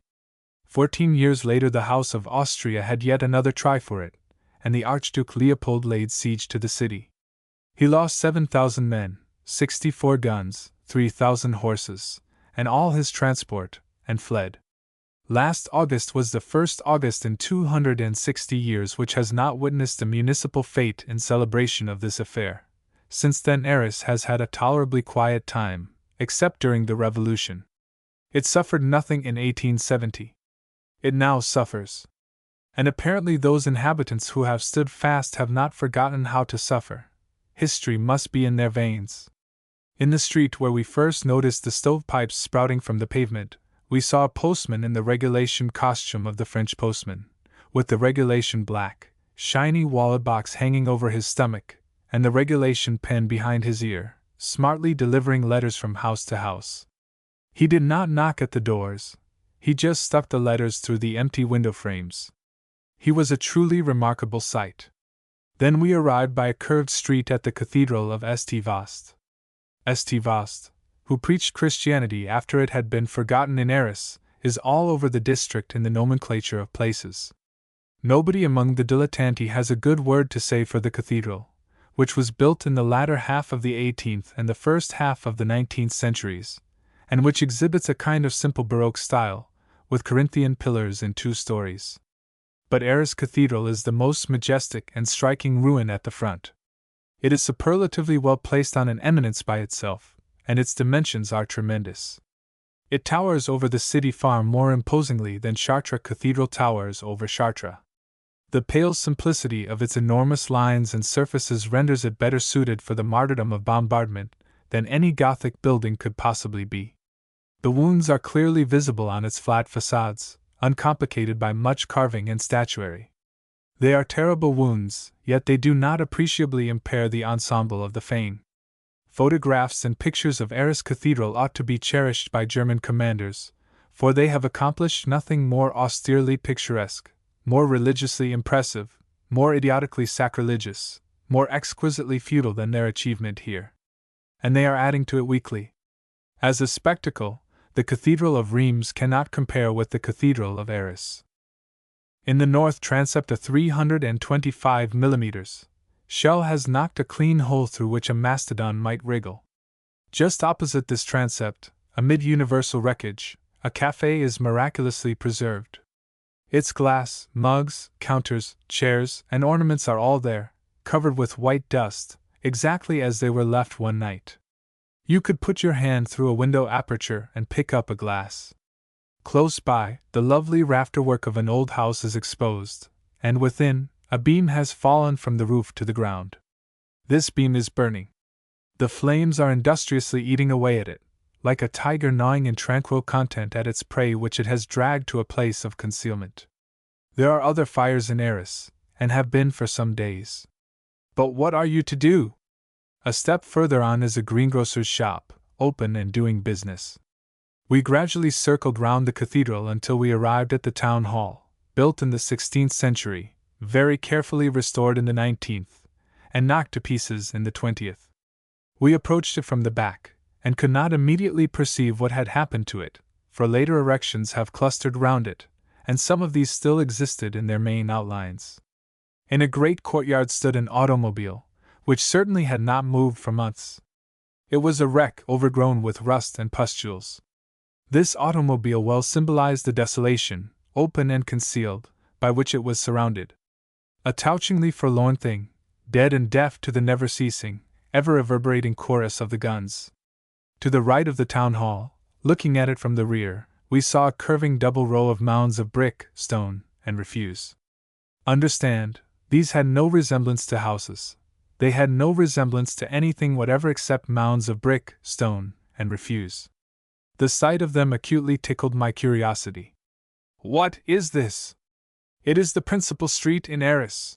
The mind could picture it at once, one of those narrow, winding streets which in ancient cities perpetuate the most ancient habits of the citizens, maintaining their commercial preeminence in the face of all town planning, a street leading to the town hall. A dark street full of jewelers' shops and ornamented women in correctness and the triumph of correctness, a street of the best, shops, of high rents, of famous names, of picturesque signs, a street where the wheels of traffic were continually interlocking, but a street which would not, under any consideration, have widened itself by a single foot, because its narrowness was part of its prestige. Well, German gunnery has brought that street to an end past all resuscitation. It may be rebuilt, it will never be the same street. What's the name of the street? I asked. None of the officers in the party could recall the name of the principal business street in Arras, and there was no citizen within hail. The very name had gone, like the forms of the houses. I have since searched for it in guides, encyclopedias, and plans, but it has escaped me, withdrawn and lost, for me, in the depths of history. The street had suffered, not at all on its own account, but because it happened to be in the line of fire of the town hall. It merely received some portion of the blessings which were intended for the town hall, but which overshot their mark. The town hall, like the cathedrals here and at Reims, had no military interest or value, but it was the finest thing in Arras, the most loved thing, an irreplaceable thing, and therefore the Germans made a set at it, as they made a set at the cathedrals. It is just as if, having got an aim on a soldier's baby, they had started to pick off its hands and feet, saying to the soldier, "Yield, or we will finish your baby." Either the military ratiocination is thus, or the deed is simple lunacy. When we had walked round to the front of the town hall, we were able to judge to what extent the beautiful building had monopolized the interest of the Germans. The town hall stands at the head of a magnificent and enormous arcaded square, uniform in architecture, and no doubt dating from the Spanish occupation. Seeing this square, and its scarcely smaller sister a little further on, you realize that indeed you are in a noble city. The square had hardly been touched by the bombardment. There had been no shells to waste on the square, while the more precious town hall had one stone left upon another. From the lower end of the square, sheltered from the rain by the arcade, I made a rough sketch of what remains of the town hall. Comparing this sketch with an engraved view taken from exactly the same spot, one can see graphically what had occurred. A few arches of the ground floor colonnade had survived in outline. Of the upper part of the facade nothing was left save a fragment of wall showing 2 window holes. The rest of the facade, and the whole of the roof, was abolished. The later building attached to the left of the facade had completely disappeared. The carved masonry of the earlier building to the right of the facade had survived in a state of severe mutilation. The belfry which, rising immediately behind the town hall, was once the highest belfry in France, nearly 250 feet, had vanished. The stump of it, jagged like the stump of a broken tooth, obstinately persisted, sticking itself up to a level a few feet higher than the former level of the crest of the roof. The vast ruin was heaped about with refuse. Arras is not in Germany. It is in France. I mention this fact because it is notorious that Germany is engaged in a defensive war, and in a war for the upholding of the highest civilization. The Germans came all the way across Belgium, and thus far into France, in order to defend themselves against attack. They defaced and destroyed all the beauties of Arras, and transformed it into a scene of desolation unsurpassed in France, so that the highest civilization might remain secure and their own hearths intact. One wonders what the Germans would have done had they been fighting, not a war of defense and civilization, but a war of conquest and barbarism. The conjecture may, perhaps, legitimately occupy the brains of citizens. In any case, the French government would do well to invite to such places as Arras, Soissons, and Selice groups of mayors of the cities of all countries, so that these august magistrates may behold for themselves and realize in their souls what defensive war and the highest civilization actually do mean when they come to the point. Personally, I am against a policy of reprisals, and yet I do not see how Germany can truly appreciate what she has done unless an abject lesson is created for her out of one of her own cities. And she emphatically ought to appreciate what she has done. One city would suffice. If, at the end of the war, Cologne were left as Arras was when I visited it, a definite process of education would have been accomplished in the Teutonic mind. The event would be hard on Cologne, but not harder than the other event has been on Arras. Moreover, it is held, I believe, that the misfortunes of war bring out all that is finest in the character of a nation, and that therefore war, with its sweet accompaniments, is a good and a necessary thing.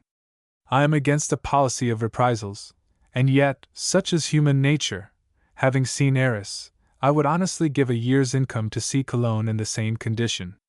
And to the end of my life I shall feel cheated if Cologne or some similar German town is not in fact ultimately reduced to the same condition. This state of mind comes of seeing things with your own eyes. Proceeding, we walked through a mile or two of streets in which not one house was inhabited nor undamaged. Some of these streets had been swept, so that at the first glance they seemed to be streets where all the citizens were indoors, reflecting behind drawn blinds and closed shutters upon some incredible happening. But there was nobody indoors. There was nobody in the whole quarter, only ourselves, and we were very unhappy and unquiet in the solitude. Almost every window was broken, every wall was chipped, chunks had been knocked out of walls, and at intervals there was no wall. One house showed the different paperings of 6 rooms all completely exposed to the gaze. The proprietor evidently had a passion for anthracite stoves. In each of the 6 fireplaces was an anthracite stove, and none had fallen. The post office was shattered. Then the railway station of Arras, a comparatively new railway station, built by the Company du Nord in 1898. A rather impressive railway station. The great paved place in front of it was pitted with shell holes of various sizes. A shell had just grazed the elaborate facade, shaving ornaments and moldings off it. Every pane of glass in it was smashed. All the ironwork had a rich brown rust. The indications for passengers were plainly visible. Here you must take your ticket, here you must register your baggage, here you must wait. We could look through the station as through the ribs of a skeleton. The stillness of it under the rain and under the echoes of the tireless artillery was horrible. It was the most unnatural, ghostly, ghastly railway station one could imagine. As within the station, so on the platforms. All the glass of the shelters for passengers was broken to little bits, the ironwork thickly encrusted. The signals were unutterably forlorn in their ruin. And on the lines themselves rampant vegetation had grown 4 feet high, a conquering jungle. The defense of German soil is a mighty and a far-reaching affair. This was on July 7, 1915. For at grips. I have before referred to the apparent vagueness and casualness of war on its present scarcely conceivable scale. When you are with a staff officer, you see almost everything. I doubt not that certain matters are hidden from you, but broadly speaking, you do see all that is to be seen. Into the mind of the general, which conceals the strategy that is to make history, of course you cannot peer.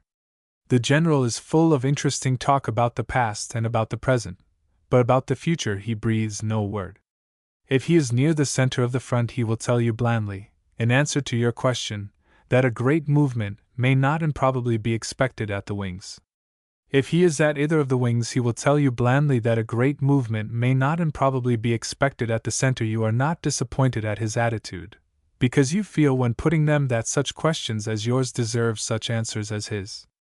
But you are assuredly disappointed at not being able to comprehend even the present, what is going on around you, under your eyes, deafening your ears. For example, I hear the sound of guns. I do not mean the general sound of guns, which is practically continuous round the horizon, but the particular sound of some specific group of guns. I ask about them. Sometimes even staff officers may hesitate before deciding whether they are enemy guns or French guns. As a rule, the civilian distinguishes an enemy shot by the sizzling, affrighting sound of the projectile as it rushes through the air towards him, whereas the French projectile, rushing away from him, is out of hearing before the noise of the gun's explosion has left his ears. But I may be almost equidistant between a group of German and a group of French guns. When I have learned what the guns are and their caliber, and perhaps even their approximate situation on the large-scale staff map, I am not much nearer the realization of them. Actually, to find them might be half a day's work, and when I have found them, I have simply found several pieces of mechanism, each hidden in a kind of hut, functioning quite privately and disconnectedly by the aid of a few perspiring men. The affair is not like shooting at anything. A polished missile is shoved into the gun. A horrid bang, the missile has disappeared, has simply gone. Where it has gone, what it has done, nobody in the hut seems to care. There is a telephone close by, but only numbers and formulae, and perhaps an occasional rebuke, come out of the telephone, in response to which the perspiring men make minute adjustments in the gun, or in the next missile. Of the target I am absolutely ignorant, and so are the perspiring men. I am free to go forth and look for the target. It is pointed out to me. It may be a building or a group of buildings, it may be something else. At best, it is nothing but a distant spot on a highly complex countryside. I see a faint puff of smoke, seemingly as harmless as a feather momentarily floating. And I think, can any reasonable person expect that those men with that noisy contrivance in the enclosed hut away back shall plant a mass of metal into that far-off tiny red patch of masonry lost in the vast landscape? And even if by chance they do, for what reason has that particular patch been selected? What influence could its destruction have on the mighty course of the struggle? Thus it is that war seems vague and casual, because a mere fragment of it defeats the imagination, and the bits of even the fragment cannot be fitted together. Why, I have stood in the first-line trench itself and heard a fusillade all round me, and yet have seen nothing and understood nothing of the action. It is the same with the movements of troops. For example, I slept in a town behind the front, and then I was wakened up, not, as often, by an aeroplane, but by a tremendous shaking and throbbing of the hotel. This went on for a long time, from just after dawn till about 6 o'clock, when it stopped, only to recommence after a few minutes. I got up, and found that, in addition to the hotel, the whole town was shaking and throbbing. A regiment was passing through it in autobuses. Each autobus held about 30 men, and the vehicles rattled after one another at a distance of at most 30 yards. The autobuses were painted the color of battleships, and were absolutely uniform except that some had permanent, and some only temporary roofs, and some had mica windows and some only holes in the sides. All carried the same number of soldiers, and in all the rifles were stacked in precisely the same fashion. When one autobus stopped, all stopped, and the soldiers waved and smiled to girls at windows and in the street. The entire town had begun its day. No matter how early you arise in these towns, the town has always begun its day. The soldiers in their pale blue uniforms were young, lively, high-spirited, and very dusty. Their mustaches, hair, and ears were noticeably coated with dust. Evidently they had been traveling for hours. The autobuses kept appearing out of the sunshot dust cloud at the end of the town, and disappearing round the curve by the town hall. Occasionally an officer's automobile, or a car with a couple of nurses, would intervene momentarily, and then more and more and more autobuses, and still more. The impression given is that the entire French army is passing through the town.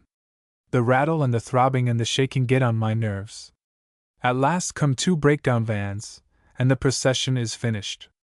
I cannot believe that it is really finished, but it is, and the silence is incredible. Well, I have seen only a couple of regiments go by. Out of the hundreds of regiments in the French army, just 2. But whence they had come, what they had done, whither they were traveling, what they were intended to do, nobody could tell me. They had an air as casual and vague and aimless as a flight of birds across a landscape. There were more picturesque pilgrimages than that. One of the most picturesque and touching spectacles I saw at the front was the march of a regiment of the line into another little country town on a very fine summer morning. First came the regimental band. The brass instruments were tarnished. The musicians had all sorts of paper packages tied to their knapsacks. Besides being musicians, they were real soldiers, in war-stained uniforms. They marched with an air of fatigue. But the tune they played was bright enough. Followed some cyclists, keeping pace with the marchers. Then an officer on a horse. Then companies of the regiment. The stocks of many of the rifles were wrapped in dirty rags. Every man carried all that was his in the campaign, including a pair of field glasses. Every man was piled up with impedimenta, broken, torn, soiled and cobbled impedimenta. And every man was very, very tired. A young officer on foot could scarcely walk, he moved in a kind of trance, and each step was difficult. He may have been half asleep.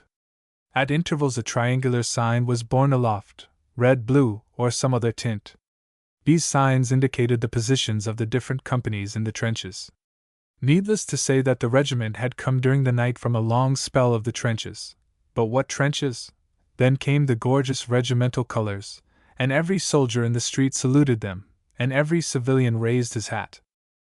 I noticed more and more that the men were exhausted, were at the limit of their endurance. Then passed a group which was quite fresh. A Red Cross detachment. No doubt they had had very little to do. After them a few horses, grey and white, and then field kitchens and equipment carts. And then a machine gun on a horse's back, others in carts, pack mules with ammunition boxes, several more machine gun sections. And then more field kitchens. In one of these the next meal was actually preparing, and steam rose from under a great iron lid. On every cart was a spare wheel for emergencies. The hub of every wheel was plated round with straw. The harness was partly of leather, and partly of rope ending in iron hooks. Later came a long Red Cross van, and after it another field kitchen encumbered with bags and raw meat and strange oddments, and through the interstices of the pile, creeping among bags and raw meat, steam gently mounted, for a meal was maturing in that perambulating kitchen also. Lastly, came a cart full of stretchers and field hospital apparatus. The regiment, its music still faintly audible, had gone by, self-contained, self-supporting. There was no showiness of a review, but the normal functioning, the actual dailiness, of a line regiment as it lives strenuously in the midst of war. My desire was that the young officer in a trance should find a good bed instantly. The whole thing was fine, it was pathetic, and above all, it was mysterious. What was the part of that regiment in the gigantic tactics of Joffre? However, after a short experience at the front one realizes that though the conduct of the campaign may be mysterious, it is neither vague nor casual. I remember penetrating through a large factory into a small village which constituted one of the latest French conquests. An officer who had seen the spot just after it was taken, and before it was organized, described to me the appearance of the men with their sunken eyes and blackened skins on the day of victory. They were all very cheerful when I saw them, but how alert, how apprehensive, how watchful! I felt that I was in a place where anything might happen at any moment. The village and the factory were a maze of trenches, redoubts, caves, stairs up and stairs down, machine guns, barbed wire, enfilading devices were all ready. When we climbed to an attic floor to look at the German positions, which were not 50 yards away, the commandant was in a fever till we came down again, lest the Germans might spy us and shell his soldiers. He did not so much mind them shelling us, but he objected to them shelling his men. We came down the damaged stairs in safety. A way had been knocked longitudinally through a whole row of cottages. We went along this. It was a lane of watchful figures, and then it was whispered to us not to talk, for the Germans might hear. And we peered into mines and burrowed and crawled. We disappeared into long subterranean passages and emerged among a lot of soldiers gaily eating as they stood. Close by were a group of men practicing with hand grenades, made harmless for the occasion. I followed the commandant round a corner, and we gazed at I forget what. "Don't stay here," said the commandant. I moved away. A second after I had moved a bullet struck the wall where I had been standing. The entire atmosphere of the place, with its imminent sense of danger from an invisible enemy and fierce expectation of damaging that enemy, brought home to me the grand essential truth of the front, namely, that the antagonists are continually at grips, like wrestlers, and straining every muscle to obtain the slightest advantage. Casual would be the very last adjective to apply to those activities. Once, after a roundabout tour on foot, one of the staff captains ordered an automobile to meet us at the end of a certain road. Part of this road was exposed to German artillery 4 or 5 miles off. No sooner had the car come down the road than we heard the fearsome sizzling of an approaching shell. We saw the shell burst before the sound of the sizzling had ceased. Then came the roar of the explosion. The shell was a 77 mm, high explosive. It fell out of nowhere on the road. The German artillery methodically searched the exposed portion of the road for about half an hour. The shells dropped on it or close by it at intervals of 2 minutes, and they were planted at even distances of about 100 yards up and down the slope. I watched the operation from a dugout close by. It was an exact and a rather terrifying operation. It showed that the invisible Germans were letting nothing whatever go by, but it did seem to me to be a fine waste of ammunition, and a very stupid application of a scientific ideal, for while shelling it the Germans must have noticed that there was nothing at all on the road. We naturally decided not to go up that road in the car, but to skulk through a wood and meet the car in a place of safety.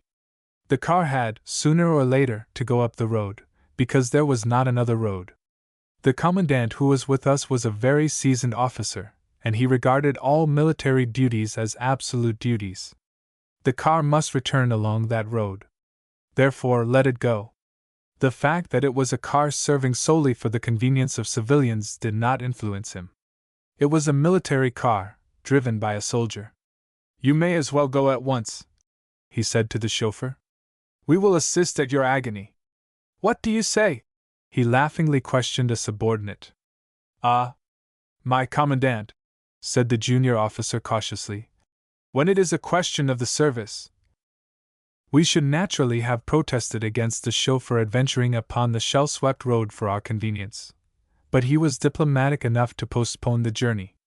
After a time the shelling ceased, and he passed in safety.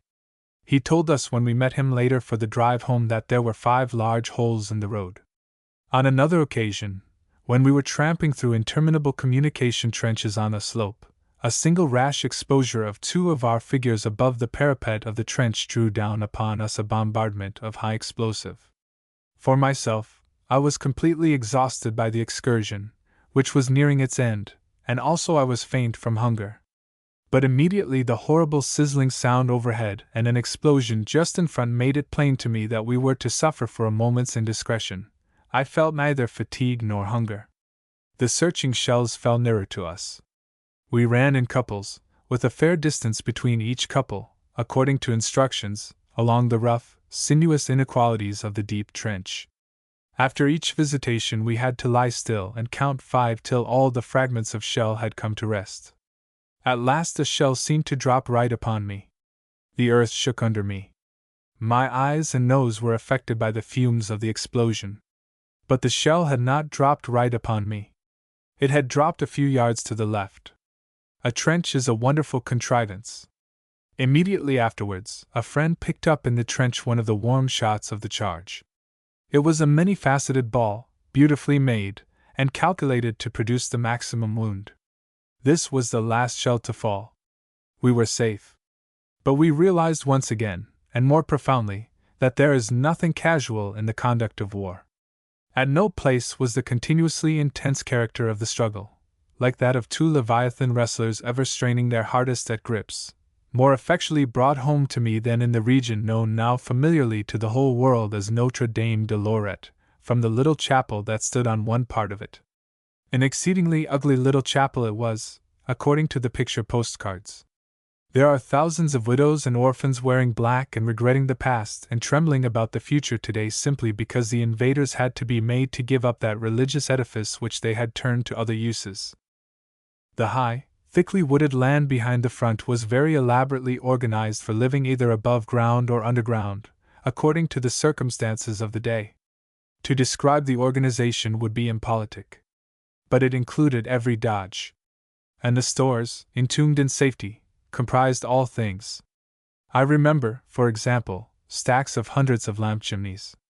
Not lacked to the completeness of the scene of war. There were even prisoners. I saw 2 young Germans under guard in a cabin. They said that they had got lost in the labyrinth of trenches, and taken a wrong turning. And I believe they had. One was a Red Cross man, probably a medical student before. With wine and song and boastings, he joined his Gott, his Kaiser, and his comrades in the great mission of civilization across Belgium. He was dusty and tired, and he looked gloomily at the earthen floor of the cabin. Nevertheless, he had a good carriage and a passably intelligent face, and he was rather handsome. I sympathized with this youth, and I do not think that he was glad to be a prisoner. Some people can go and stare at prisoners, and wreak an idle curiosity upon them. I cannot. A glance, rather surreptitious, and I must walk away. Their humiliation humiliates me, even be they Prussians of the most offensive variety. A little later we saw another prisoner being brought in, a miserable, tuberculous youth with a nervous trick of the face, thin, very dirty, enfeebled, worn out, his uniform torn, stained, bullet-pierced, and threadbare. Somebody had given him a large hunk of bread, which he had put within the lining of his tunic. It bulged out in front like a paunch. An officer stopped to question him, and while the cross-examination was proceeding, a curio-hunting soldier came up behind and cut a button off the tunic. We learned that the lad was 21 years of age, and that he had been called up in December 1914. Before assisting in the conquest of France, he was employed in a paper factory. He tried to exhibit gloom, but it was impossible for him quite to conceal his satisfaction in the fact that for him the fighting was over. The wretched boy had had just about enough of world dominion, and he was ready to let the Hohenzollerns and Junkers finish up the enterprise as best they could without his aid. No doubt, some woman was his mother. It appeared to me that he could not live long, and that the woman in question might never see him again. But every ideal must have its victims, and bereavement, which counts chief among the well-known advantageous moral disciplines of war, is, of course, good for a woman's soul. Besides, that woman would be convinced that her son died gloriously in defense of an attacked fatherland. When we had got clear of prisoners and of the innumerable minor tools of war, we came to something essential, namely, a map. This map, which was shown to us rather casually in the middle of a wood, was a very big map, and by means of different colored chalks it displayed the ground taken from the Germans month by month. The yellow line showed the advance up to May, the blue line showed the further advance up to June, and fresh marks in red showed graphically a further resting which had occurred only in the previous night. The blue line was like the mark of a tide on a chart. In certain places it had nearly surrounded a German position, and shortly the Germans would have to retire from that position or be cut off. Famous names abounded on that map, such as Sauchet, Ablain, St. Nazaire, St. Eloi, Fons de Bieuville. Being on a very large scale, the map covered a comparatively small section of the front, but so far as it went, it was a map to be gazed upon with legitimate pride. The officers regarded it proudly. Eagerly they indicated where the main pressures were, and where new pressures would come later. Their very muscles seemed to be strained in the ardor of their terrific intention to push out and destroy the invader. While admitting, as all the officers I met admitted, the great military qualities of the enemy, they held towards him a more definitely contemptuous attitude than I could discover elsewhere. "When the Boches attack us," said one of them, "we drive them back to their trench, and we take that trench. Thus we advance." But for them, there was Boche and Boche. It was the Bavarians whom they most respected. They deemed the Prussians markedly inferior as fighters to the Bavarians. The Prussians would not hold firm when seriously menaced. The Prussians, in a word, would not stick it. Such was the unanimous verdict here. Out beyond the wood, on the hillside, in the communication trenches and other trenches, we were enabled to comprehend the true significance of that phrase uttered so carelessly by newspaper readers, Notre Dame de Lorette. The whole of the ground was in heaps. There was no spot, literally, on which a shell had not burst. Vegetation was quite at an end. The shells seemed to have sterilized the earth. There was not a tree, not a bush, not a blade of any sort, not a root. Even the rankest weeds refused to sprout in the perfect desolation. And this was the incomparable soil of France. The trenches meandered for miles through the pitted brown slopes, and nothing could be seen from them but vast encumbrances of barbed wire. Knotted metal heaped on the unyielding earth. The solitude of the communication trenches was appalling, and the continuous roar of the French 75s over our heads did not alleviate it. In the other trenches, however, was much humanity, some of it sleeping in deep, obscure retreats, but most of it acutely alive and interested in everything. A captain with a shabby uniform and a strong southern accent told us how on March 9th he and his men defended their trench in water up to the waist and lumps of ice in it knocking against their bodies. "I was summoned to surrender," he laughed. "I did not surrender. We had 20 killed and 24 with frostbitten feet as a result of that affair." Yes, March 9th. March 9th, 1915, obviously divided that officer's life into two parts, and not unnaturally. A little further on we might hear an officer speaking somewhat ardently into a telephone. "What are they doing with that gun?" "They are shooting all over the shop." "Tell them exactly." Still a little further on, and another officer would lead us to a spot where we could get glimpses of the plain. What a plain! Pitheads, superb vegetation, and ruined villages, tragic villages illustrating the glories and the transcendent common sense of war and invasion. That place over there is so familiar in all mouths from Arkansas to Moscow for 6 months past. What an object! Look at St. Eloi. Look at Angers. Look at Neuville St. Vaast. And look at Ablain St. Nazaire, the nearest of all. The village of Ablain St. Nazaire seems to consist now chiefly of exposed and blackened rafters. What is left of the church sticks up precisely like a little bleached bone. A vision horrible and incredible in the immense luxuriance of the plain. The French have got Ablain St. Nazaire. We may go to Ablain St. Nazaire ourselves if we will accept the risks of shelling. Soldiers were seriously wounded there on that very day, for we saw them being carried therefrom on stretchers towards the motor ambulance and the hospital. After more walking of a very circuitous nature, I noticed a few bricks in the monotonous expanse of dwarf earth mounds made by shells. "Hello?" I said. "Was there a cottage here?" No. What I had discovered was the illustrious chapel of Notre Dame de Lorette. Then we were in a German trench which the French had taken and transformed into one of their own trenches by turning its face. It had a more massive air than the average French trench, and its cellarage, if I may use this civilian word, was deeper than that of any French trench. The officers said that often a German trench was taken before the men resting in those profound sleeping holes could get to the surface, and that therefore they only emerged in order to be killed or captured. After more heavy trudging we came to trenches abandoned by the Germans, and not employed by the French, as the front had moved far beyond them. The sides were dilapidated. Old shirts, bits of uniform, ends of straps, damaged field glass cases, broken rifles, useless grenades lay all about. Here and there was a puddle of greenish water. Millions of flies, many of a sinister bright burnished green, were busily swarming. The forlornness of these trenches was heartrending. It was the most dreadful thing that I saw at the front, surpassing the forlornness of any destroyed village whatsoever. And at intervals in the ghastly residue of war arose a smell unlike any other smell. A leg could be seen sticking out of the side of the trench. We smelt a number of these smells, and saw a number of these legs. Each leg was a fine leg, well clad, and superbly shod in almost new boots with nail-protected soles. Each leg was a human leg attached to a human body, and at the other end of the body was presumably a face crushed in the earth.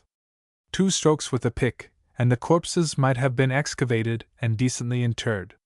But not one had been touched.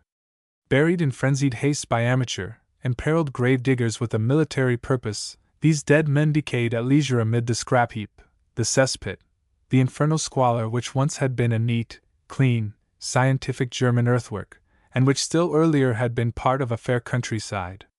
The French had more urgent jobs on hand than the sepulture of these victims of a caste and an ambition. So they liquefied into corruption in their everlasting boots, proving that there is nothing like leather. They were a symbol. With alacrity we left them to get forward to the alert, straining life of war. The British lines. You should imagine a large plain, but not an empty plain, nor a plain entirely without hills. There are a few hills, including at least one very fine eminence, an agreeable old town on the top, with excellent views of the expanse. The expanse is considerably diversified. In the first place it is very well wooded, in the second place it is very well cultivated, and in the third place it is by no means uninhabited. Villages abound in it, and small market towns are not far off each other. These places are connected by plenty of roads, often paved, and canals, and by quite an average mileage of railways. See the plain from above, and the chief effect is one of trees. The rounded tops of trees everywhere obscure the view, and out of them church towers stick up, other architecture is only glimpsed. The general tints are green and gray, and the sky as a rule is gray to match. Finally, the difference between northern France and southern Belgium is marked only by the language of shop and café signs. In most respects the two sections of the front resemble each other with extraordinary exactitude. The British occupation, which is marked of course by high and impressive cordiality, is at once superficially striking and subtly profound. "What do you call your dog?" I asked a ragamuffin who was playing with a nice little terrier in a village street where we ate an al fresco meal of jam sandwiches with a motor car for a buffet. He answered shyly, but with pride, "Tommy." The whole countryside is crisscrossed with field telegraph and telephone wires. Still more spectacular, everywhere there are traffic directions. And these directions are very large and very curt. "Motor lorries dead slow," you see in immense characters in the midst of the foreign scene. And at all the awkward street corners in the towns a soldier directs the traffic. Not merely in the towns, but in many and many a rural road you come across a rival of the Strand. For the traffic is tremendous, and it is almost all mechanical transport. You cannot go far without encountering, not one or two, but dozens and scores of motor lorries, which, after the Leviathan manner of motor lorries, occupy as much of the road as they can. When a string of these gets mixed up with motor cars, a few dispatch riders on motorcycles, a peasant's cart, and a company on the march, the result easily surpasses Piccadilly Circus just before the curtains are rising in West End theaters. Blocks may and do occur at any moment. Out of a peaceful rustic solitude you may run round a curve straight into a block. The motor lorries constitute the difficulty, not always because they are a size too large for the country, but sometimes because of the human nature of Tommies. The rule is that on each motor lorry 2 Tommies shall ride in front and 1 behind. The solitary one behind is cut off from mankind, and accordingly his gregarious instinct not infrequently makes him nip on to the front seat in search of companionship. When he is established there, impatient traffic in the rear may screech and roar in vain for a pathway. Nothing is so deaf as a motor lorry. The situation has no disadvantage for the trio in front of the motor lorry until a staff officer's car happens to be inconvenienced. Then, when the staff officer does get level, there is a short, sharp scene, a dead silence, and the offender creeps back, a stricken sinner, to his proper post. The encumbered and busy roads, and the towns crammed with vehicles and vibrating with military activity, produce upon you such an overwhelming impression of a vast and complex organization that your thought rushes instantly to the supreme controller of that organization, the man ultimately responsible for all of it. He does not make himself invisible. It becomes known that he will see you at a certain hour. You arrive a few minutes before that hour. The building is spacious, and its Gallic aspect is intensified by the pure Anglo-Saxonism of its terrific inhabitants. In a large outer office you are presented to the various brains of the expeditionary force, all members of the general staff, famous names among them, celebrities, specialists, illustrious with long renown. They walk in and out, and they sit smoking and chatting, as if none of them was anybody in particular. And as a fact, you find it a little difficult to appreciate them at their lawful worth, because you are aware that in the next room, behind those double doors, is he at whose nod the greatest among them tremble. The commander-in-chief will see you. You go forward, and I defy you not to be daunted. The inner chamber has been a drawing-room. It still is partially a drawing-room. The silk panels on the walls have remained, and in one corner a grand piano lingers. In the middle is a plain table bearing a map on a huge scale. There he is, the legendary figure. You at last have proof that he exists. He comes towards the door to meet you. A thick-set man, not tall, with small hands and feet, and fingernails full of character. He has a short white mustache, and very light-colored eyes set in a ruddy complexion. His chin is noticeable. He is not a bit dandiacal. He speaks quietly and grimly, and reflectively. He is a preoccupied man. He walks a little to and fro, pausing between his short, sparse sentences. When he talks of the Germans he has a way of settling his head and neck with a slight defiant shake well between his shoulders. I have seen the gesture in experienced boxers and in men of business when openly or implicitly challenged. It is just as if he had said, "Wait a bit. I shall get even with that lot, and let no one imagine the contrary." From the personality of the man there emanates, all the time, a pugnacious and fierce doggedness. After he has formally welcomed you into the meshes of his intimidating organization, and made a few general observations, he says, in a new tone, "Well," and you depart. And as you pass out of the building, the thought in your mind is, I have seen him! After the Commander-in-Chief, there are two other outstanding and separately existing notabilities in connection with the General Staff. One is the Quartermaster General, who superintends the supply of all material, and the other is the Adjutant General, who superintends the supply of men. With the latter is that formidable instrument of authority, the Grand Provost Marshal, who superintends behavior and has the power of life and death. Each of these has his staff, and each is housed similarly to the Commander-in-Chief. Then each army, for there is more than one army functioning as a distinct entity, each army has its commander with his staff. And each corps of each army has its commander with his staff. And each division of each corps of each army has its commander with his staff. And each brigade of each division of each corps of each army has its commander with his staff. But though I met several brigadier generals, I never saw one at his headquarters with his staff. I somehow could not penetrate lower than the entity of a division. I lunched, had tea, and dined at the headquarters of various of these staffs, with a general as host. They were all admirably housed, and their outward circumstances showed a marked similarity. The most memorable thing about them was their unending industry. You have a beautiful garden, I said to one general. Yes, he said. I have never been into it. He told me that he rose at 6 and went to bed at midnight. As soon as coffee is over after dinner, and before cigars are over, the general will say, I don't wish to seem inhospitable, but... And a few minutes later you may see a large lighted limousine moving off into the night, bearing staff officers to their offices for the evening séance of work which ends at 12 o'clock, or thereabouts.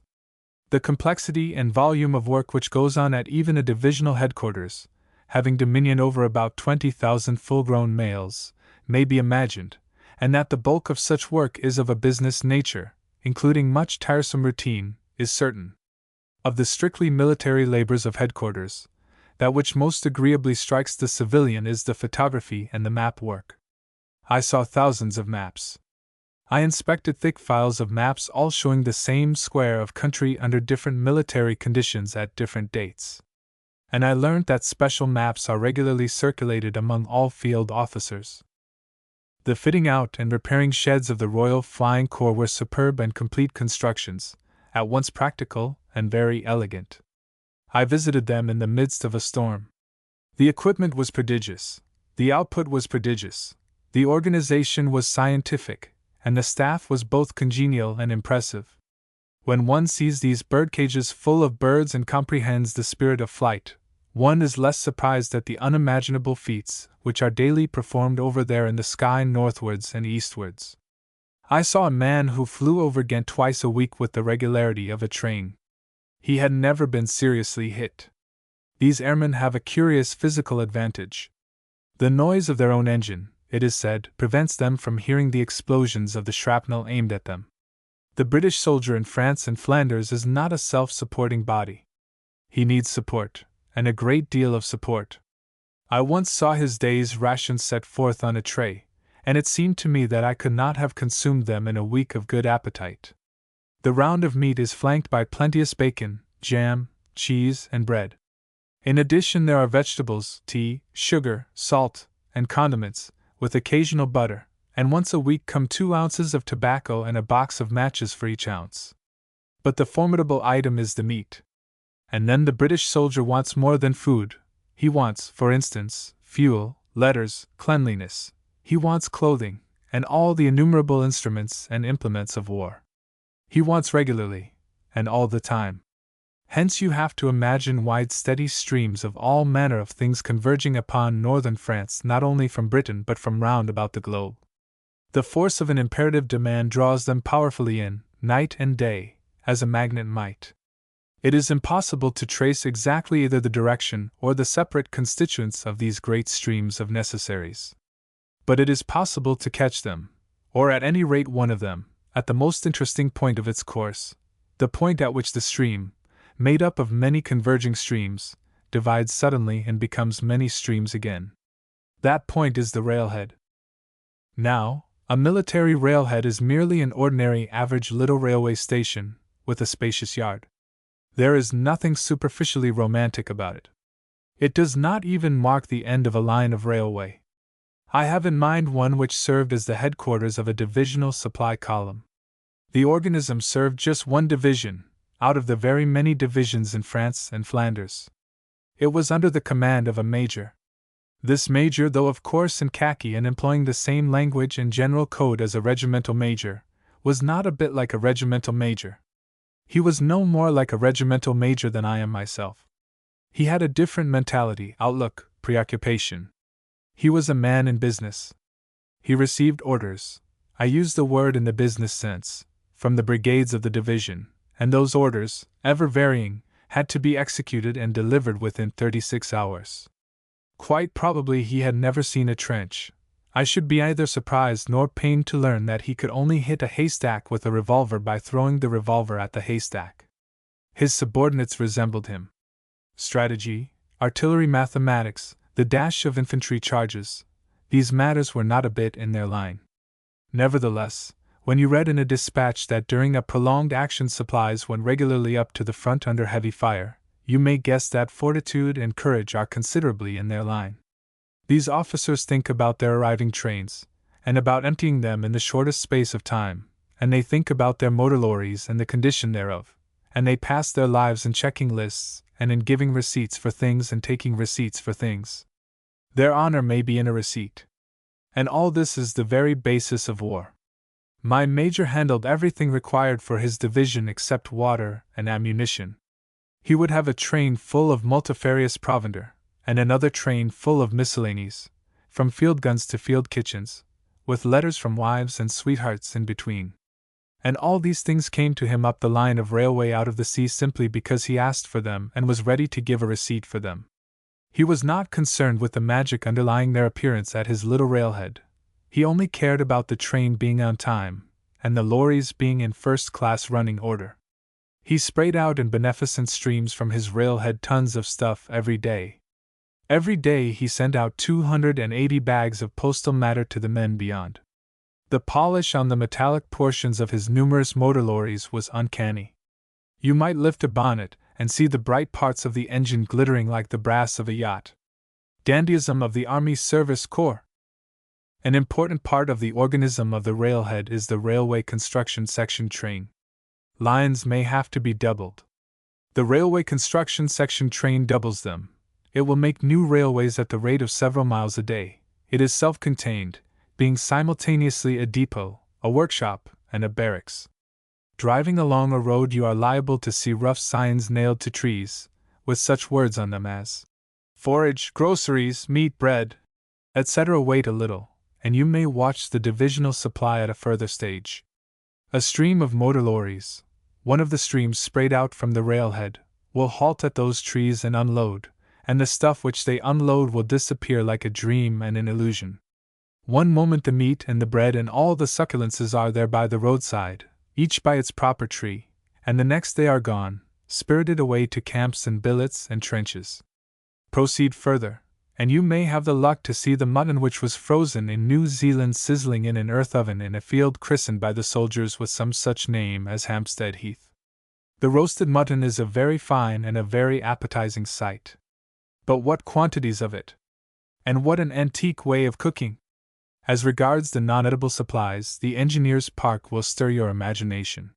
You can discern every device in connection with warfare. To describe them might be indiscreet, it would assuredly be too lengthy.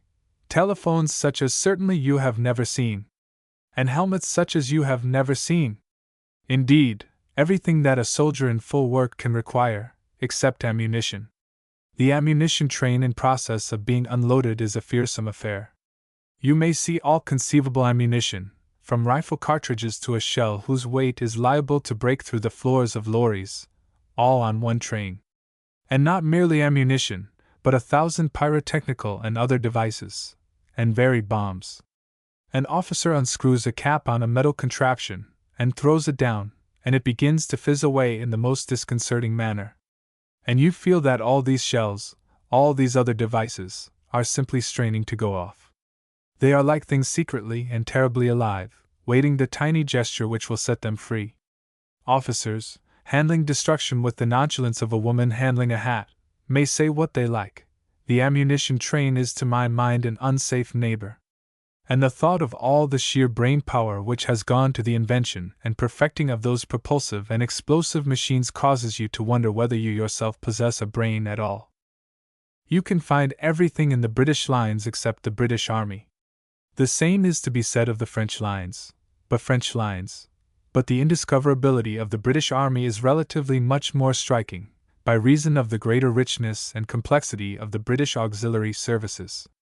You see soldiers everywhere, but the immense majority of them are obviously engaged in attending to the material needs of other soldiers, which other soldiers, the fighters, you do not see, or see only in tiny detachments or in single units. Thus I went for a very long walk, up such hills and down such dales as the country can show, tramping with the general through exhausting communication trenches, in order to discover two soldiers, an officer and his man, and even they were not actual fighters. The officer lived in a dugout with a very fine telescope for sole companion. I was told that none but the general commanding had the right to take me to that dugout. It contained the officer's bed, the day's newspapers, the telescope, a few oddments hung on pegs pushed into the earthen walls, and, of equal importance with the telescope, a telephone.